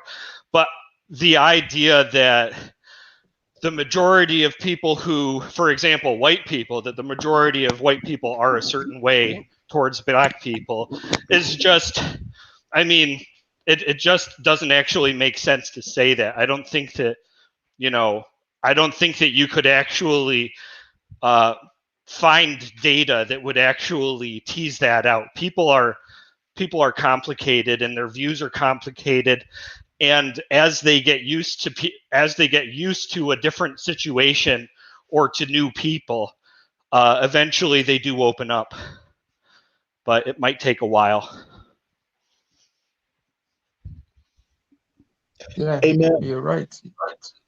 You're exactly right. And that's what I was getting at when I say generally people are more comfortable with their own group or people that look like them. not Mm. because they hate And other groups of I people. would hasten to add that there's nothing wrong with that. Yeah, of course A not. lot of people are under the impression these days that there is something fundamentally wrong with you if you feel that way, and I Mm, just think that that's wrong. Um, you yeah. know, I think it's wrong. Yeah. Um, don't, well, it's critical thinking. Yeah. Wow. So it has been a very wonderful conversation we've had for close to 3 hours now. So I want us to wrap up this conversation in the next 8 minutes. So okay, Kevin in sales says he had to take a call, so he's out for now. So maybe he will go last. So Stanley, any last words before Ben? Then I'll come in, and possibly No, Kevin in sales before we wrap I up for tonight. really enjoyed talking to you folks. Oh, Can't wait to do it again. that's great. That's great. That's great. I'm really happy having you in this conversation today. It was really fun. Was really, really, really fun. I enjoyed myself. Learned a couple of things. I think that we should do discourses like this more and more often because um, the thing is when people do not communicate, they really don't understand themselves. And when there's a communication gap or breach, it can lead to a whole lot of issues that could have easily been resolved if they had Hey, just talked Charles, about it. Yeah. have you ever watched, go to YouTube and look up the McLaughlin Group? Okay. It's kind of like this. It's an old school, um, way back in the early 80s, but it was a PBS thing. Anyway, I'll shut up now. Okay. Okay. No problem. No problem about that. So Kevin B. Black, we're about rounding up. So any last words for us for tonight? No, as always, I enjoyed the conversation. Was like enjoy being here. That's it. Yeah, as always, thank you for bringing your voice to the conversation. I really appreciate you for being very, very consistent. Really, really appreciate you. Benjamin, Hey, so go Kevin, ahead. um, I really enjoyed talking to you too, Kevin. Bye. Sure. Ben, Yes, sir. yeah, so just your pattern words for us today. Uh, well, I don't know. I really appreciated being able to jump on. And Kevin B. Black and Kevin in Sales. I've listened to both of you before on the panel, and I've really appreciated things you guys have said in the past. So I wanted to say that as well. And I put my email address in the private chat here. If anyone wants to continue speaking about any of the stuff we've been talking about, or really anything at all, I love talking about these kinds of things, and would just love to be able to learn from you what your perspectives, and hopefully hone my own views on things. So it's been a pleasure. Yeah, thank you for coming. It's been a pleasure too. So as regards the topic, race, should it really matter? It shouldn't really matter anyway, although in the real world, somehow it matters because people are going to categorize you, people are going to treat you differently based on your race. But a lot of the times, some of these treatment may not be particularly be because of your race, may just be because these people do not understand you. They're not used to people of another group. So I think that people should come together more all over the world. Ultimately, Mm-hmm. we're all humans. We're brothers. Ultimately, Mm-hmm. we all come from the same parents. Like I said in my earlier video, whether you want to believe evolution, whether you want to believe the Bible, we all come from the same parents. So we are just different varieties. And there's a saying in my country that variety is the spice of life. So I think diversity of thoughts, diversity of cultures, it's a good thing that should be embraced, and as much as possible, race should be de-emphasized in interactions Mm-hmm. with Yeah. people. It should be de-emphasized. It should not be the primary focus. So that's it, guys. Thank you very, very much for the Charles, conversation today. one It was question a before you lovely go. conversation. All right, go ahead. Charles, did you Yeah. check out like Cornel West? Yeah, I did. I checked. I watched this video with Glenn Lowry. That was the only one I've checked out so far, but I'm going to check him out more. I found him to be very, very interesting, and he was. I actually agreed a lot with him. I agreed a lot with him. I saw that Glenn, even Glenn himself, saw a lot of sense in what he was saying. So I don't think he's the typical. I don't think he's the kind of like the Al Sharptons and the other Hey, guys. Charles. I think, yeah. You, I'm not much of an evangelical. You Yeah. really need, just like West could compete with Lowry. Mm, Cordell West, has he's the real deal. He is actually that smart. Yeah, mm. he's a I think he's the smartest black person to ever live. I am not Dude, being exaggerating. The guy is a He was smart. very, very reasonable. He was very reasonable. Very reasonable. I with couldn't I disagree with what he was saying. I think he represents the left well. Like I think he represents yes, the left. Yeah. I agree with that 100%. And I think we need more of such black voices. I mean, we need more of such reasonable black voices to, to bridge the gap. That's what I think.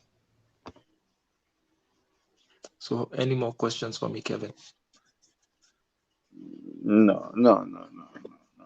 We'll pick it up back. Okay, guys. Yeah. So it's in my time. This is almost 12 o'clock in the night. So I have to sleep now. So I can wake up tomorrow morning on time.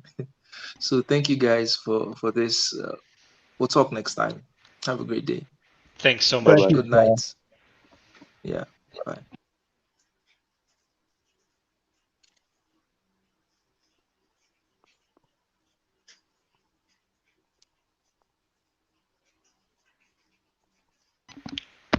Stanley, are you still there?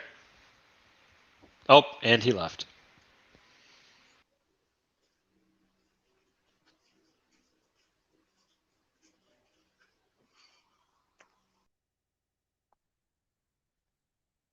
Sorry about that. I'm back. Yeah. Okay. Yeah. You about So to end the show? Oh, okay. yes. So just give us your last words for today before Oh we man, wrap up. I think it's a great topic, a great title. I think that is definitely something to discuss, even though it is far fetched. I'm glad that you brought it up, and Mhm. you guys who are left in the chat, please subscribe to or get others to subscribe to Critical African Thinkers, thinkers, and also come over to Kevin and Sales when you get a chance as well. Have a good one, man. Thank you, Charles. Yeah. Thanks, Kevin. See Yep, you. have a good one. Peace. Bye. All right, guys. Good night. Have a great day.